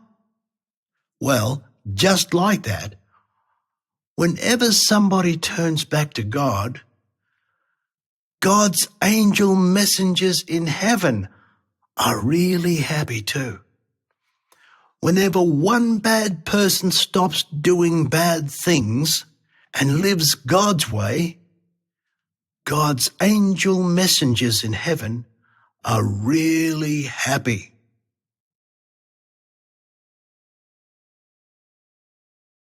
The story about the young man that got lost. Luke chapter 15, verse 11. Then Jesus told the people another picture story. He said, There was a man that had 2 sons. One day his youngest son said to him, "Dad, I want you to give me my part of all the things you own. I can't wait until after you die to get it. No, I want it all now." So his father split up everything he had and gave one part to his youngest son, and he kept the other part for his oldest son. A few days later, that youngest son sold all those things that his father gave him. Then he took the money and went away to another country far away. In that country, he soon spent all that money. He just wasted it on all sorts of things that made him feel good. After a while, he had no money left. At that time, they got short of food in that country, and soon that young man had nothing to eat. So he got a job with the man in that place. He had to look after that man's pigs. That young man was so hungry, he wanted to eat the rubbish food that the pigs ate, but nobody gave him anything to eat. At last, he started to think properly. He thought, those men that work for my dad in his garden back home, they always get enough food to eat. But I am getting so hungry that I reckon I will die in this place. So I will get up now and go back home to my dad, and I will say to him, "Dad, I'm sorry. I went wrong. I did the wrong thing to God, and I did the wrong thing to you. So now I'm not good enough for you to call me your son, so just let me have a job in your garden. I will work for you, and you can just call me your workman." So he got up and started to go back to his father. But while he was still a long way off, his father saw him coming along the road. His father felt really sorry for him. He ran to his son and hugged him and kissed him. Then his son said, "Dad, I'm sorry. I went wrong. I did the wrong thing to God, and I did the wrong thing to you. So now I'm not good enough for you to call me your son." But his father said to his workers there, "Go and get some really good clothes and put them on him, and be quick, and get him a ring for his finger, and get some shoes for his feet, and get a fat young cow and kill it, and cook the meat, so we can all have a big party. You see, my son got himself lost, but now I have found him. I thought he was gone forever, like he was dead. But now he came back to me, and it is like he came alive again." So those workers did what he told them to do, and they had a big party. While all that was happening, the oldest son was working out in the garden, and he didn't know what was going on. Then later, he knocked off work and he started walking home. He got near to the house, and then he heard a lot of music, and he heard people dancing and having a good time. So he asked one of the workmen, "What's going on?" The workman said, "Your brother just came back home, and your dad is having a party for him. We just killed a young cow and cooked its meat. Your brother is alive and well, so your dad is really happy." Then the older son got angry, and he said, "I'm not happy. I'm not going into the house to join in that party. No way." So his father came out and said, "Don't be angry. Come on in and have a good time with us." And the father kept on asking him to come in. But the oldest son said, "No, it's not fair. Look, I worked for you for years and years, and I always did everything you told me to do. But you never gave me a party.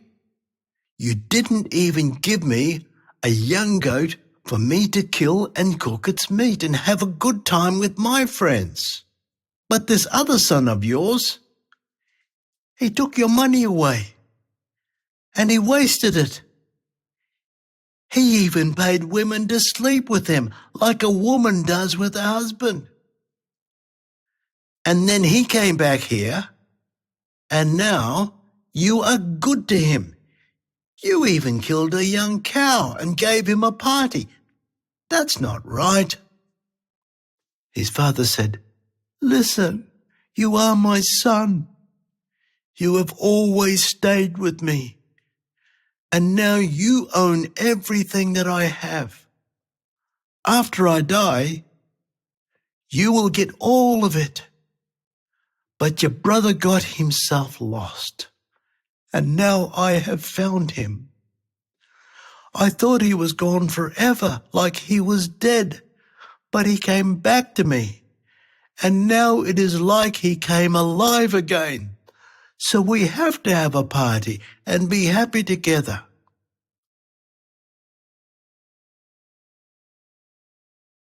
Luke chapter 16.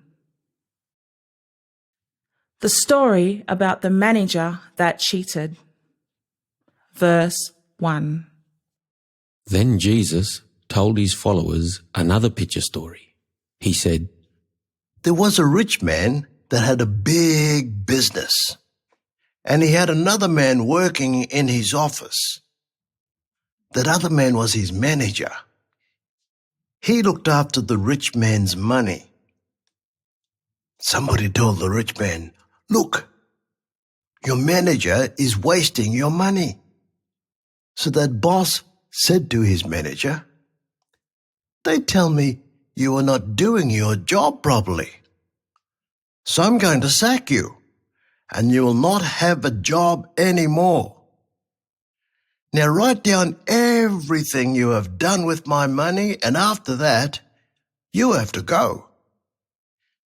The manager thought to himself, "Soon I will not have a job. What will I do to get money for my food? I'm not strong enough to do hard work like digging the ground. And if I ask people for money all the time, I will feel shame. What can I do? I know what to do. I will do something to get people to like me, so that after I lose my job, they will look after me, and they will let me live in their homes." There were some people that borrowed things from that rich man, and they didn't give anything back to him yet. So the manager called those people into the office. He asked one man, "What did you borrow from my boss?" That man said, "I borrowed 100 drums of oil." The manager said, "We can change that. Here is the paper that has the numbers on it. I'll let you change it right now. Make it 50 drums of oil." Then the manager asked the next man, "What did you borrow from my boss?" That man said, "I borrowed 100 bags of flour." The manager said, "We can change that. Here is the paper that has the numbers on it. I'll let you change it right now. Make it 80 bags of flour." That manager was cheating his boss, but his boss thought, "This man is a liar and a cheat, but he is smart too. He has done something that will help him get his food later." Then Jesus said, You know, the people that don't care about God, but only care about the things in this world, they are smart with the things of this world. God's people are not so smart with the things of this world. This is what you can learn from that story. Use your money now to help people that need money. And then later, after you die and you haven't got any money, God will say, "Good on you. Come and live with me forever."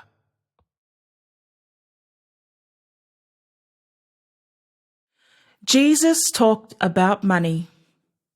Luke chapter 16, verse 10. Then Jesus said, If people can trust you with little things, they can trust you with big things too. If you cheat with little things, you will cheat with big things too.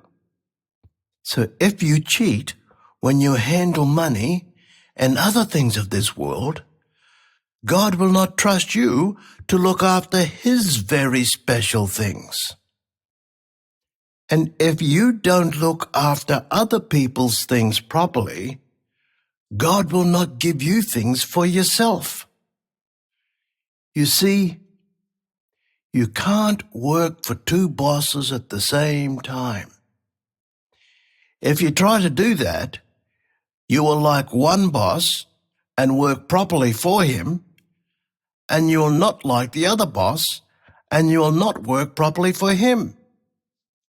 You see, you can't have God as your boss and money as your boss both at the same time.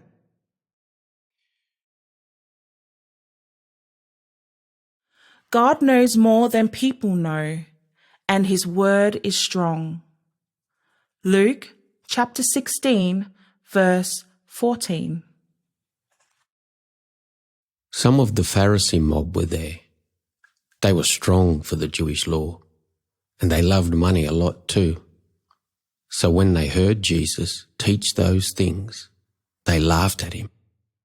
Then Jesus told them, You mob want everyone to think you are good, but God knows what you are really like, and he knows what you think inside your heads. You see, there are things that people reckon are important, but God thinks those things are rubbish. You know, God gave Moses the law for people to follow, and he sent his other men to tell people God's messages. And God's people had to follow those words from the time of Moses until the time that John the Baptizer came. Then John told people about the new way. And I'm telling people about that new way too. I'm telling them how to join God's family too. And now lots of people are trying hard to get into God's family. But the laws from Moses will not go away. You know, the sky and the earth will stay here for a long time. And while they stay here, God's words will stay here too. God will not change any little bit of them.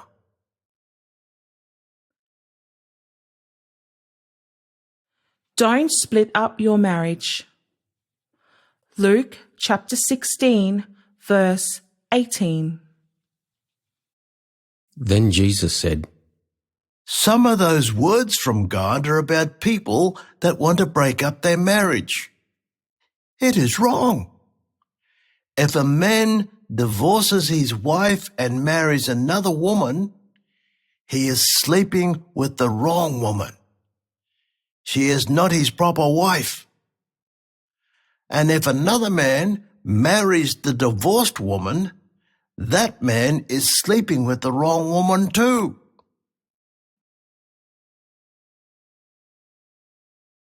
The story about a rich man and a poor man.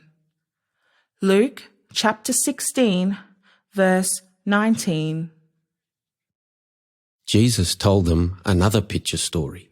He said, There was a rich man that always wore really good clothes, and he always had plenty of good food to eat. And there was a very poor man. His name was Lazarus. He had a lot of sores on his body, and he was hungry, but he had nothing to eat.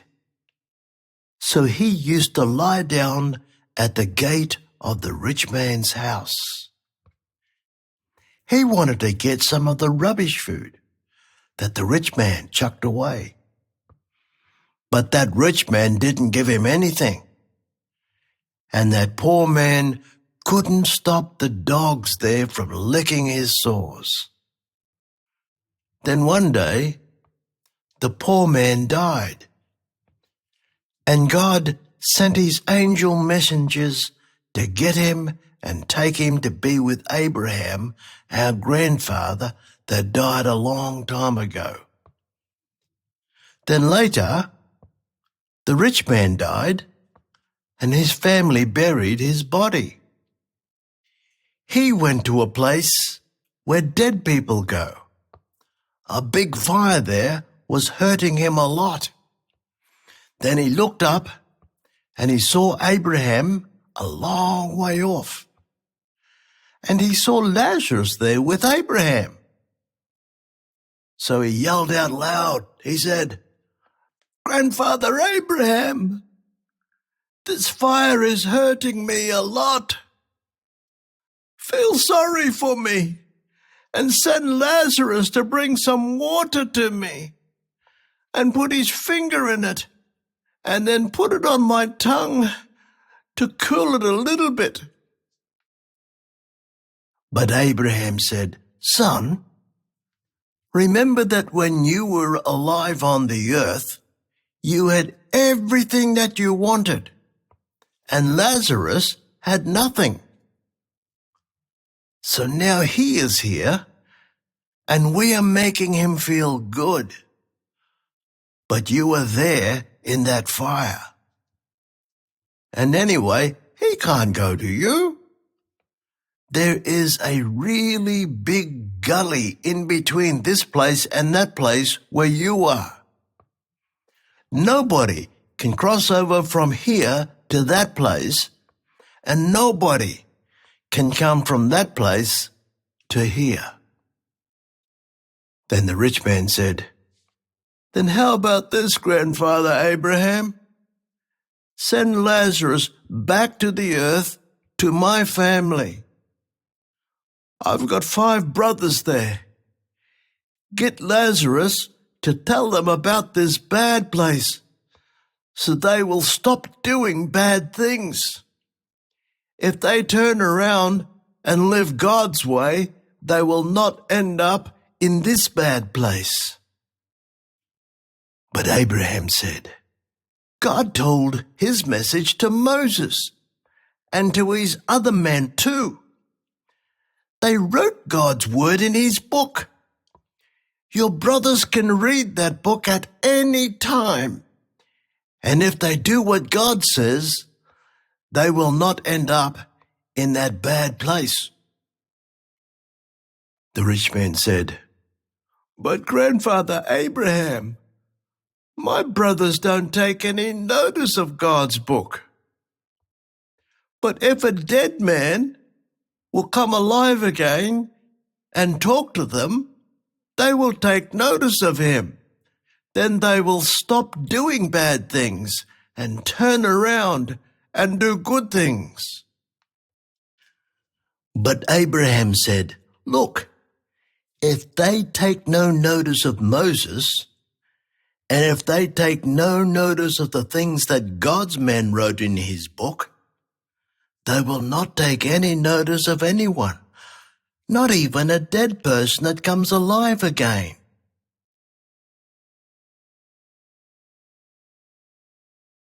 Luke chapter 17. Jesus talked about people that go wrong. Verse 1. Jesus said to his followers, "You know, there will always be somebody that will try to make you go wrong and do bad things. But God will punish the person that does that. If anyone gets a little kid to do something bad, God will properly punish that person. Suppose somebody gets a big stone and ties it to that person's neck and throws them into the sea and drowns them. That will be bad for them, but not as bad as the trouble God will give them for getting that little kid to go wrong. So be careful." Jesus talked to his followers. He said, "If one of my followers does something bad to you, tell them that it is wrong.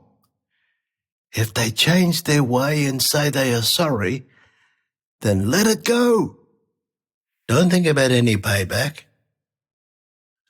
Maybe they do that a lot, like 7 times in one day, and then each time they turn around and say, 'I'm sorry.'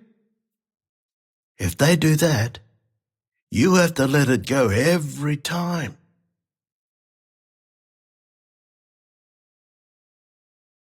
Jesus talked about how to trust him and work for God. Luke chapter 17, verse 5. Jesus' 12 special workers said to him, Show us how to trust you properly. Jesus said, You know that plant called mustard? It has very little seeds, but they grow into a big plant. Well, like that, if you trust me properly, even if it is just a little bit, you will get stronger and trust me more. Then you will do powerful things. Like if you say to a tree, get up and throw yourself into the sea. Then that tree will do what you tell it to do. and Jesus said to his followers, You know about bosses and their workers. Maybe a workman digs the ground to plant seeds one day. Or maybe he looks after sheep. When the sun starts to go down, the workman comes back to the house of his boss. That boss doesn't say, sit down with me and we will have dinner together. No.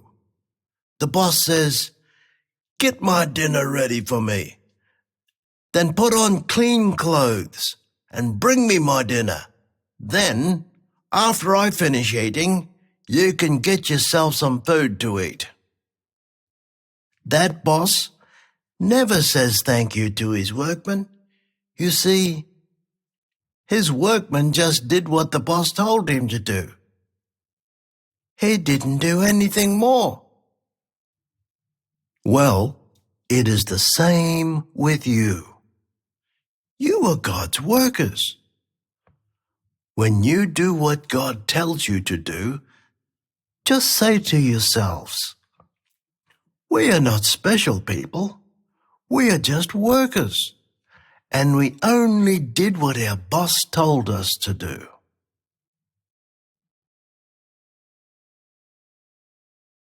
Jesus made 10 men better. Luke chapter 17, verse 11. After that, Jesus kept going along the road to the city called Jerusalem, and he went from Galilee country into Samaria country.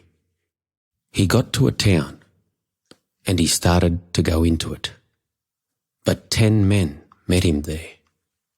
They all had a bad skin sickness, so they didn't come close to Jesus.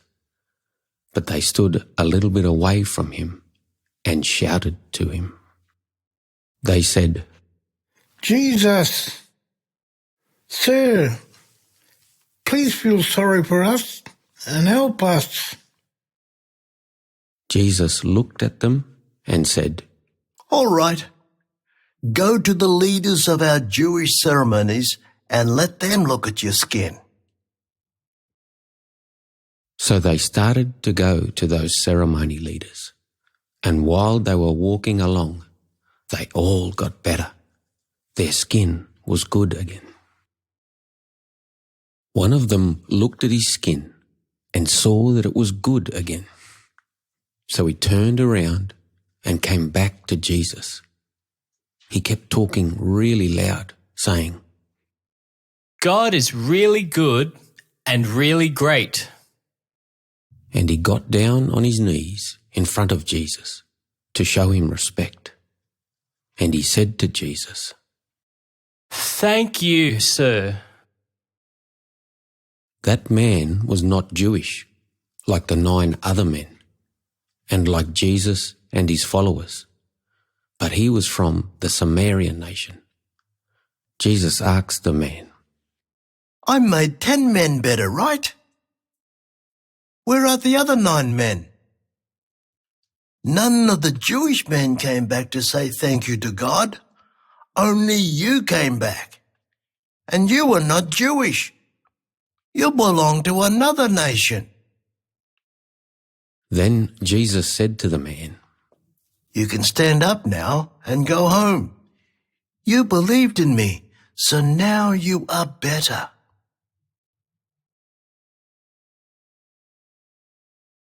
God is getting people into his family. Luke chapter 17, verse 20. At one time, some of the Pharisee mob that was strong for the Jewish law, they asked Jesus, "When will God come and bring his people together and be their boss here on earth?" Jesus said, You will not see anything different when God starts to bring his people together and be their boss. People can't see it happen. Nobody will say, "Look, everyone, God is the boss here," or "Look over there, and you will see that God is the boss there." No, it is not like that. You see, God is already getting people into his family, and he is their boss right now. His family is right here among you, mob.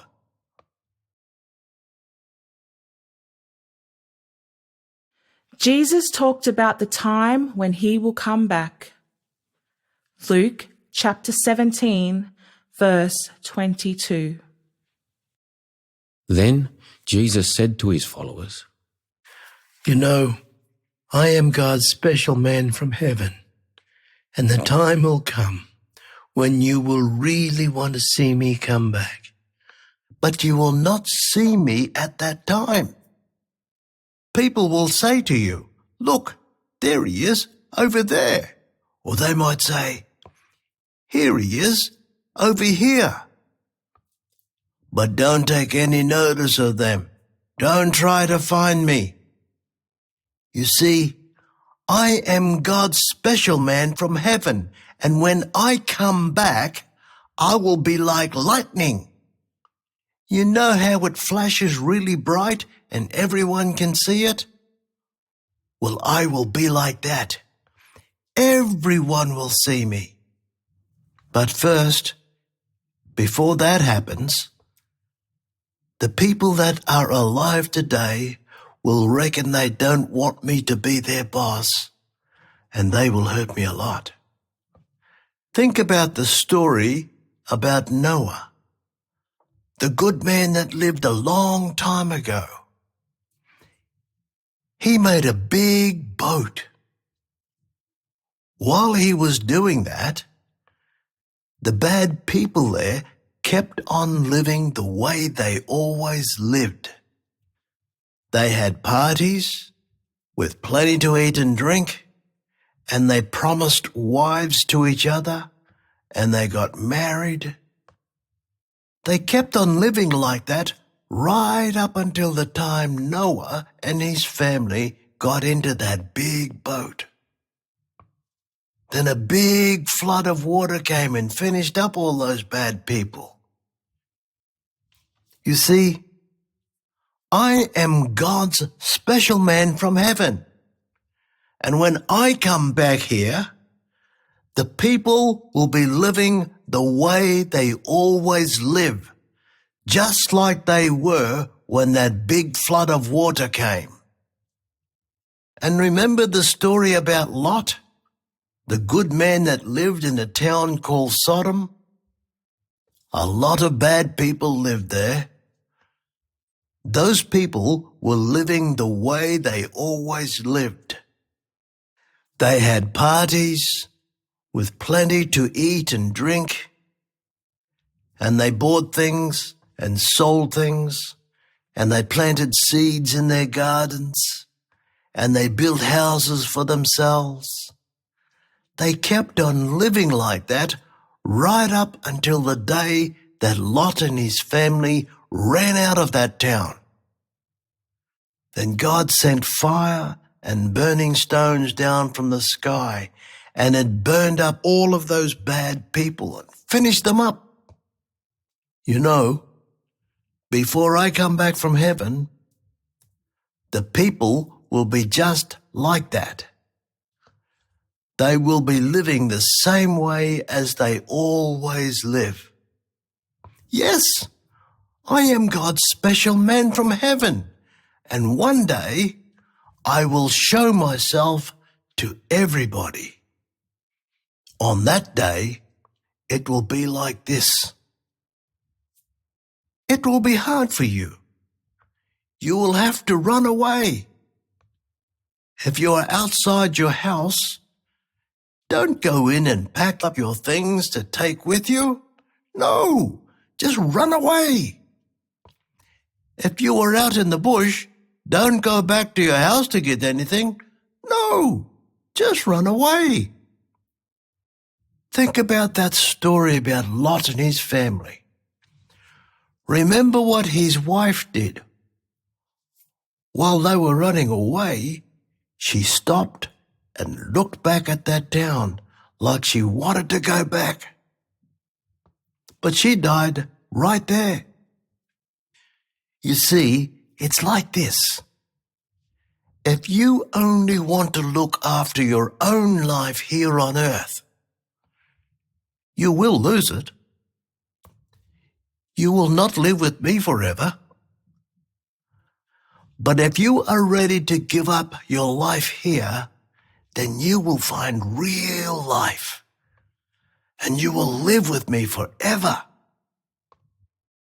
Listen, I'll tell you more about the time when I will come back. God will take his people away from the other people.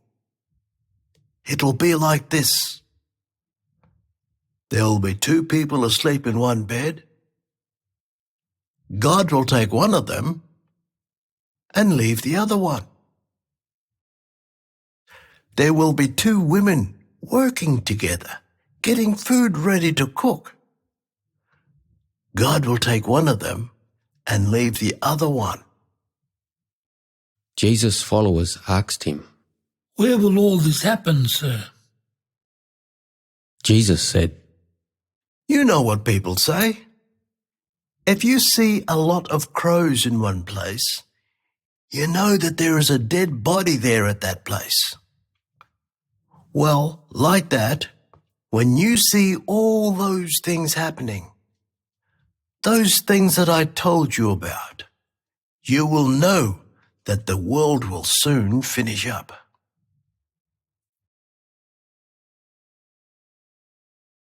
Luke chapter 18. The story about the woman that kept on asking for a fair go. Luke chapter 18, verse 1. Jesus told his followers a picture story to teach them to keep on praying to God and never give up. He said, There was a judge in a city, and he was a hard man. He didn't respect God, and he didn't care about people either. A woman lived in that city. Her husband was dead, and she had nobody to look after her. Then a bad man tricked that woman and took her money. So she went to the judge and said, Your Honor, that man tricked me. Please give me a fair go. Make him give me back my money. The judge didn't answer her. He took no notice of her, and he wouldn't listen to her. But she kept on asking him, and for a while he kept on taking no notice of her. But after a while he said to himself, This woman is driving me mad. Even though I don't respect God and I don't care about people, I will make sure she gets a fair go. I will give her what she wants. If I don't do that, she'll keep on asking me, and I'm getting sick of it. Then Jesus said, That judge was a bad man. But think about what he said to himself. That woman kept on asking him, and in the end, he did the right thing. Well, God is a lot better than that judge, and God picked you to be in his family. So if you keep on calling out to him for help all the time, what do you think he will do? Will he wait a while before he does anything? No, I'm telling you this for sure. God will listen to you and he will help you quickly. He will make sure you get a fair go.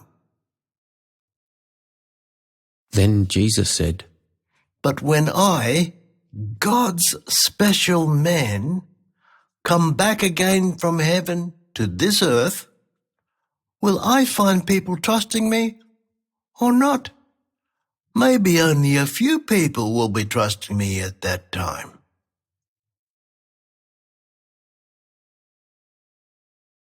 The story about two men that prayed to God in two different ways. Luke chapter 18, verse 9. Some people there thought that they were really good, and they rubbished everyone else.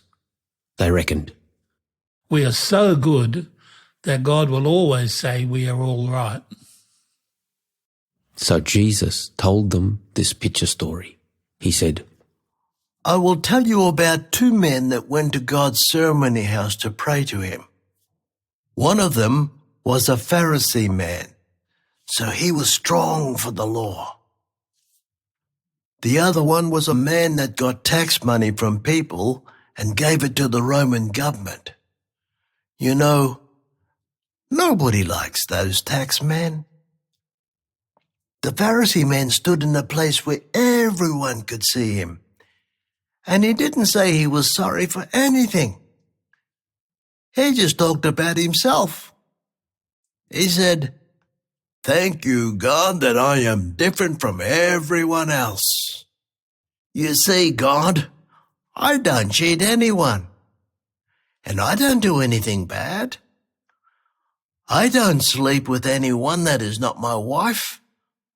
I'm not a bad man, like that man over there. He takes tax money from people to give it to the government. But I am good. On 2 days every week, I don't eat any food to show that I respect you. And whenever I get some money, I give you some of it, like $1 out of every $10. I do all those things. So you have to say, I am all right. But the taxman was sorry for the bad things he did. He felt shame. So he did not stand close to the other people. He looked down at the ground and he hit himself on his chest. He said, I'm sorry, God. I know I did bad things. Please feel sorry for me and don't punish me. Jesus said, I'm telling you now, God listened to that bad man because he was sorry for the bad things he did. So God says that he is all right and he will not punish that man. But God doesn't say that about the other man that already reckoned he was good. You see, if you try to make yourself important, God will make you like nothing. But if you make yourself like nothing, God will make you important.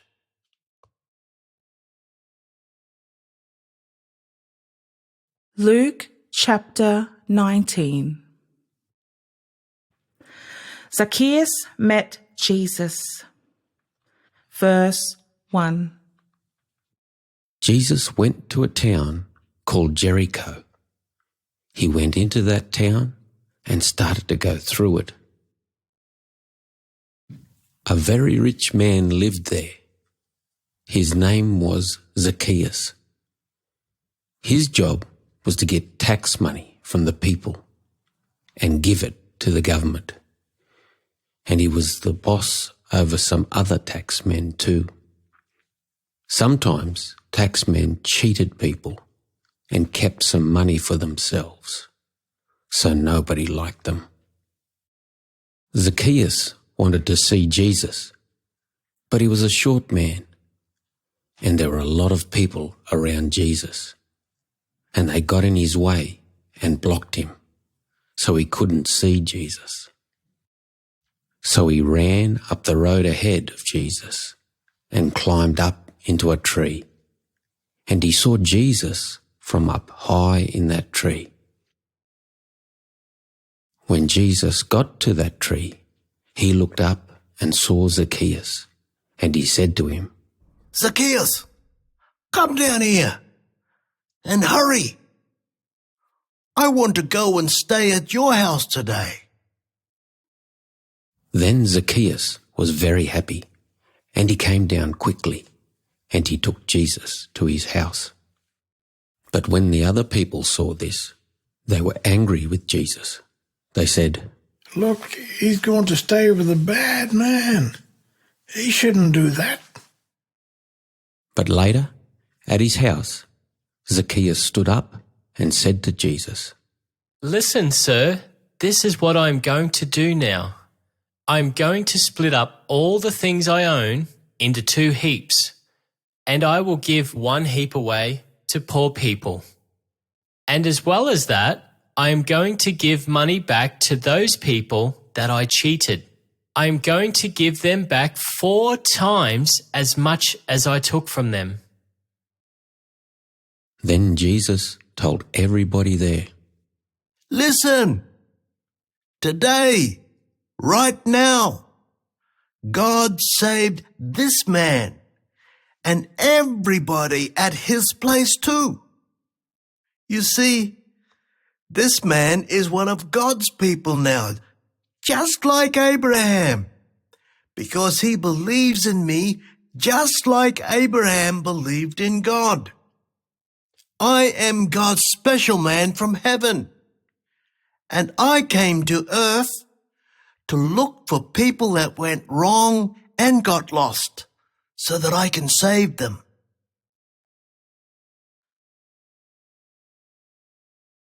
The story about a boss that left some money with his workmen. Luke chapter 19, verse 11. The people there kept on listening to Jesus, and he kept on teaching them. You see, those people reckoned that when Jesus got to Jerusalem, God was going to make him the biggest boss in the world. And Jesus was close to Jerusalem, so they reckoned that soon God was going to make him that biggest boss. So Jesus told them this picture story to help them understand what was really going to happen.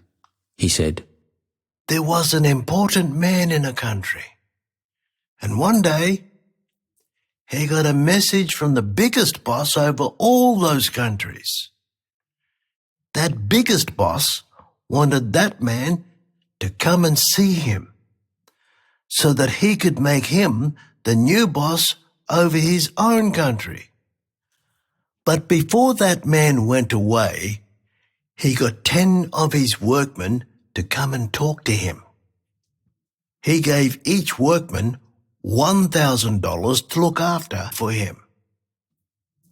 He told them it was not their own money, but they had to use that money to get more money for him.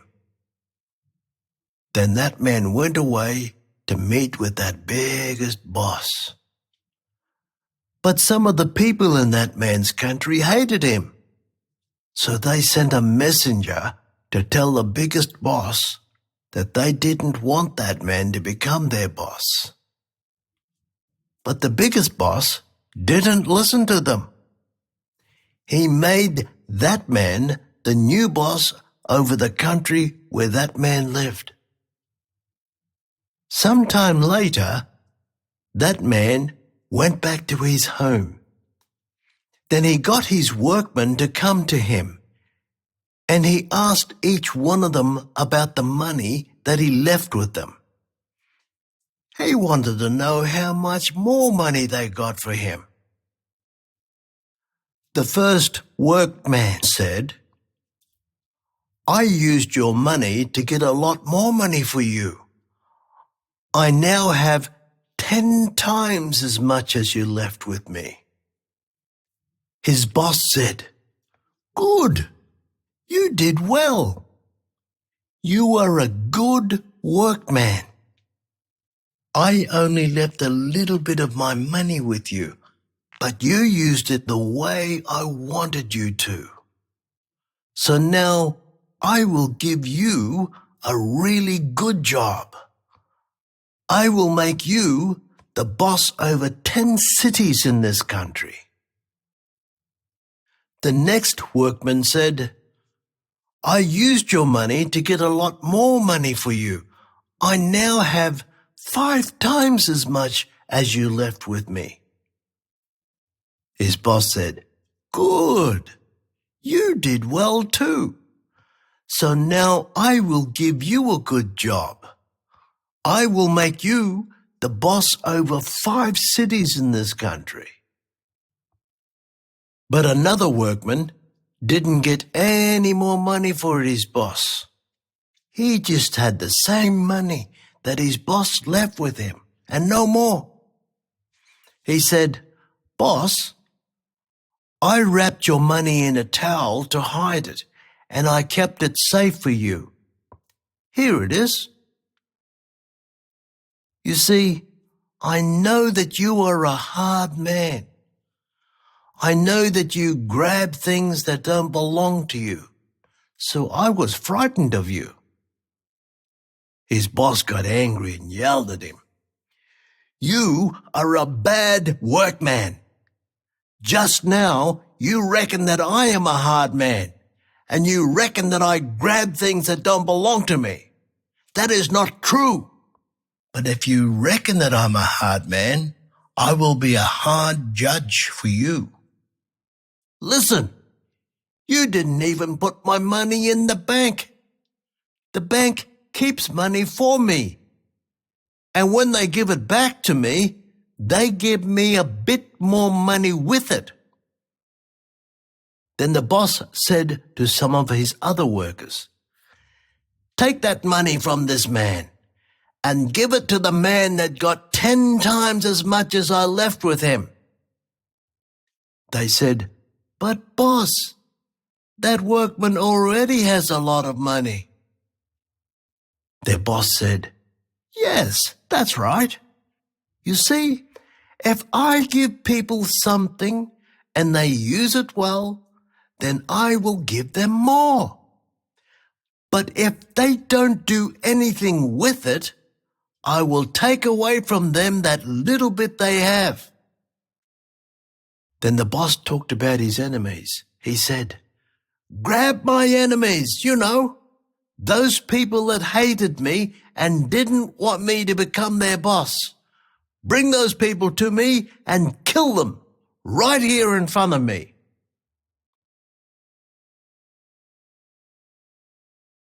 Luke chapter 22.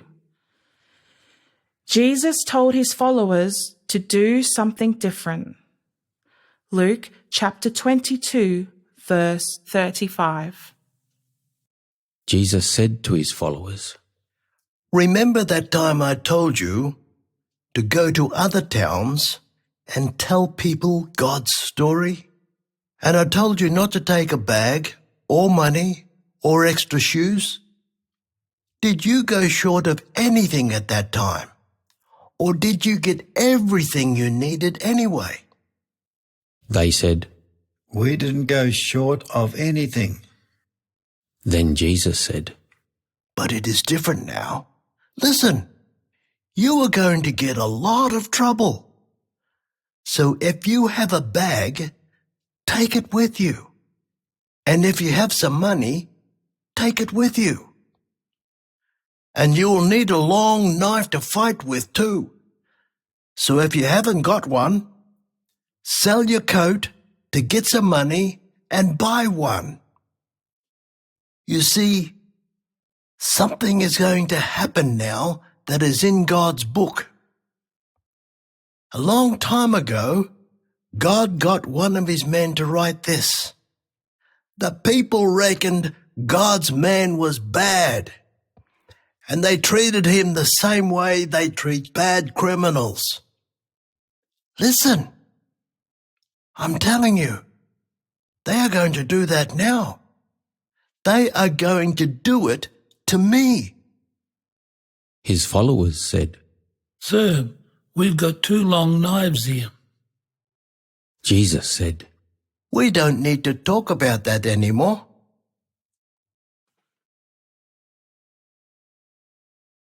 Luke chapter 23. Pilate sent Jesus to the big boss called Herod. Luke chapter 23, verse 5. The Jewish leaders kept on blaming Jesus.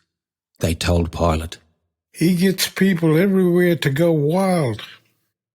He started to do that in Galilee country, then in Judea country, and now he's doing it here in Jerusalem. When Pilate heard them say that, he asked them, Is he from Galilee country? They said, Yes, he's from Galilee. The big boss over Galilee was called Herod, and he was visiting Jerusalem right at that time. So Pilate sent Jesus to him to let Herod be his judge. Herod was very happy to see Jesus. You see, a long time before that day, Herod heard about Jesus, so he always wanted to meet him. He wanted to see Jesus do something powerful. So Herod asked him a lot of questions, but Jesus didn't answer any of them. The bosses of the Jewish ceremonies and the Jewish law teachers, they stood there all that time, shouting out and blaming Jesus. Then Herod and his soldiers started laughing at Jesus and rubbishing him. They put a pretty coat on him, the sort that a big boss wears. Then they sent him back to Pilate. You know, before that day, Herod and Pilate didn't like each other, but on that day, they became friends.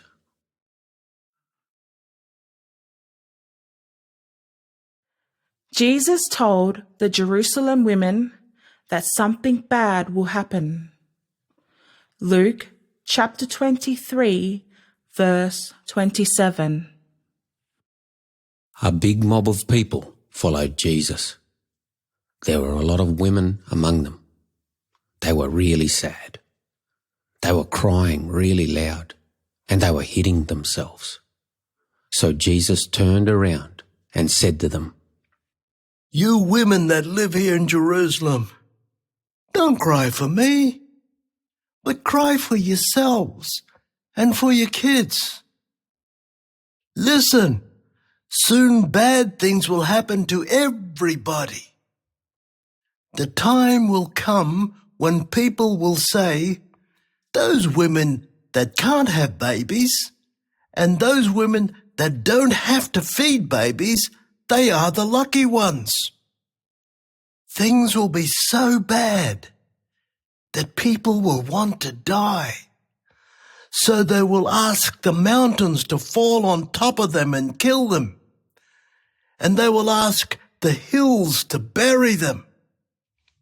You see, I didn't do anything wrong, and people are hurting me. But you mob do bad things, so people will hurt you a lot more.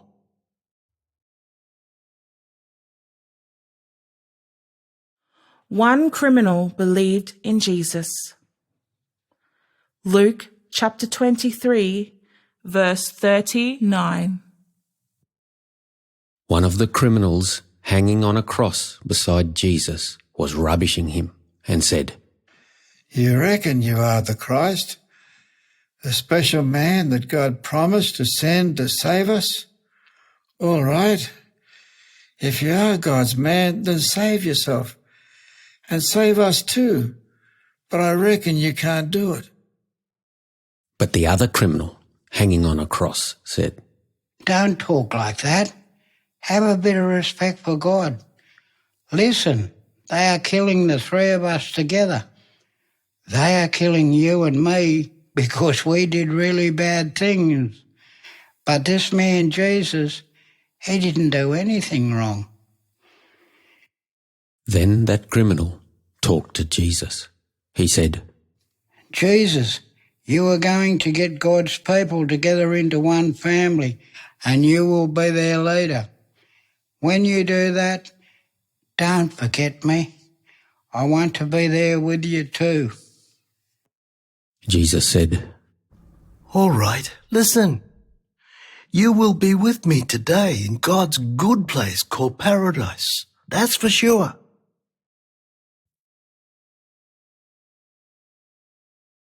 Luke chapter 24. 2 of Jesus' followers walked to a place called Emmaus. Luke chapter 24, verse 13. Later, on that same day, 2 of Jesus' followers walked from Jerusalem city to a town called Emmaus. It was about 11 kilometres away. As they walked along the road, they talked about everything that happened. Then suddenly, Jesus came and joined up with them, but they didn't know it was Jesus. God stopped them from seeing who he was. Jesus walked along with them and listened to what they said to each other. Then he asked them, What is this thing you were talking about so much as you walk along the road? When they heard him ask that, they were shocked, and they both stopped walking and stood still. They looked very sad. One of them was Cleopas. He said, I reckon you are the only visitor to Jerusalem that hasn't heard about the things that happened here in the last few days. Jesus asked them, What things? They said, The things that happened to Jesus, the man from Nazareth. God gave him the power to tell his messages and to teach people his words and to do powerful things. All the people reckoned he was great. But our bosses and the bosses of our ceremonies, they grabbed him and gave him to the Roman soldiers and told them to kill him. So those soldiers nailed him to a cross and he died. Then some men put his body in a big hole in a rock called a cave. But you know, we were hoping he will save us Israel people, but he can't do that now. And all of that happened 2 days ago, and now it is the 3rd day since he died. And today, some of our women gave us a shock. They got up early this morning and went to that cave, but his body was not there. And they came back and told us that they saw some of God's angel messengers there, and those angels said that he is alive. Then some of our men went to that cave, and they saw that everything was just like the women said. His body was not in the cave. Then Jesus said to them, You two are a bit stupid. You don't properly believe the messages that God's men told us a long time ago. You see, they told us about the Christ, the special man that God promised to send to save his people. They said that he will get this sort of trouble and he will die. But then God will show everyone that he is really great. Then Jesus told them what God said about him in his book. He made it very clear to them. He started with the words that Moses wrote And he also talked about the words that God's other men wrote, and he told them what those words mean. They kept walking along as Jesus talked to them, and they got to Emmaus, the place where those two men were going to stay. Jesus was starting to keep going on that road, but those two men said, "You can't keep going to another place. It's too late. The sun is going down. Please stay with us here tonight." So he went with them to their house. The three of them sat down to eat at the table, and Jesus picked up some bread and said thank you to God for it. And then he broke it into bits and gave it to them. Then suddenly, God let them see that it was Jesus talking to them. Then, as soon as they knew who he was, they couldn't see him anymore. He was not there anymore. He was gone. They said to each other, "Wow, that's the reason why we felt really happy inside this afternoon. We felt really excited when he talked to us on the road. And he made God's book really clear for us." Then they got up straight away and they went back to Jerusalem. They went to see Jesus' 11 special workers. There were other followers of Jesus at that place too. They were all talking together and saying, "Yes, Jesus really is alive again. He showed himself to Peter." Then the two men that came back from Emmaus told the other followers their story. They told them what happened on the road and that they suddenly saw that it was Jesus while he was breaking the bread.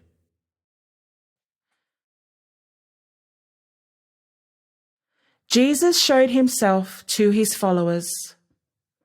Luke chapter 24, verse 36. While they were still telling their story, suddenly Jesus was standing right there in the middle of the group. He said to them, "Hello. I want you to feel happy and quiet inside yourselves." They were all shocked and frightened. They thought they were looking at a spirit. But Jesus said to them, "Why are you frightened? Why do you think, this can't be Jesus? Look, it is me. Look at my hands and my feet. See the holes made by the nails. Touch me to make sure that I'm not a spirit. Spirits haven't got bodies with bones in them like I have." After he said that, he showed them his hands and his feet. They were so surprised that they could hardly believe it really was Jesus. But they were really happy too. Then Jesus asked them, "Have you got anything here for me to eat?" So they gave him a bit of cooked fish, and he ate it there in front of them. Then he said to them, "Remember the words that I told you while I was still with you? I told you that everything that God says about me in his book had to happen. You can read about those things in the words that Moses wrote, and in the words that God's other men wrote, and in the songs that are in God's book." Then he helped them to understand the words that are in God's book, like he opened their brains so they could think properly. And he said to them, God says this in his book: the Christ, the special man that God will send, will get a lot of trouble, and he will die. He will be dead for 2 nights, then on the 3rd day, he will come alive again. That message in God's book is about me. And God says, you have to tell everyone about me. Tell them that they have to turn away from the bad things they do and turn to God, so that He will say they are not guilty of the bad things they did. You have to start telling people that message here in Jerusalem and then go on to other countries until you tell it to the people in every country. You see, you mob saw everything that happened, and you heard what I taught people. So now you have to tell it to everybody. But listen, my Father promised to give you His Holy Spirit from heaven. So wait here in this city until I send Him to you. Then you will have God's power.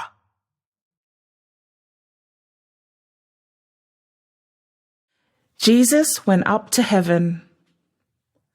Luke chapter 24, verse 50. Then Jesus took his followers just outside the city, to the town called Bethany.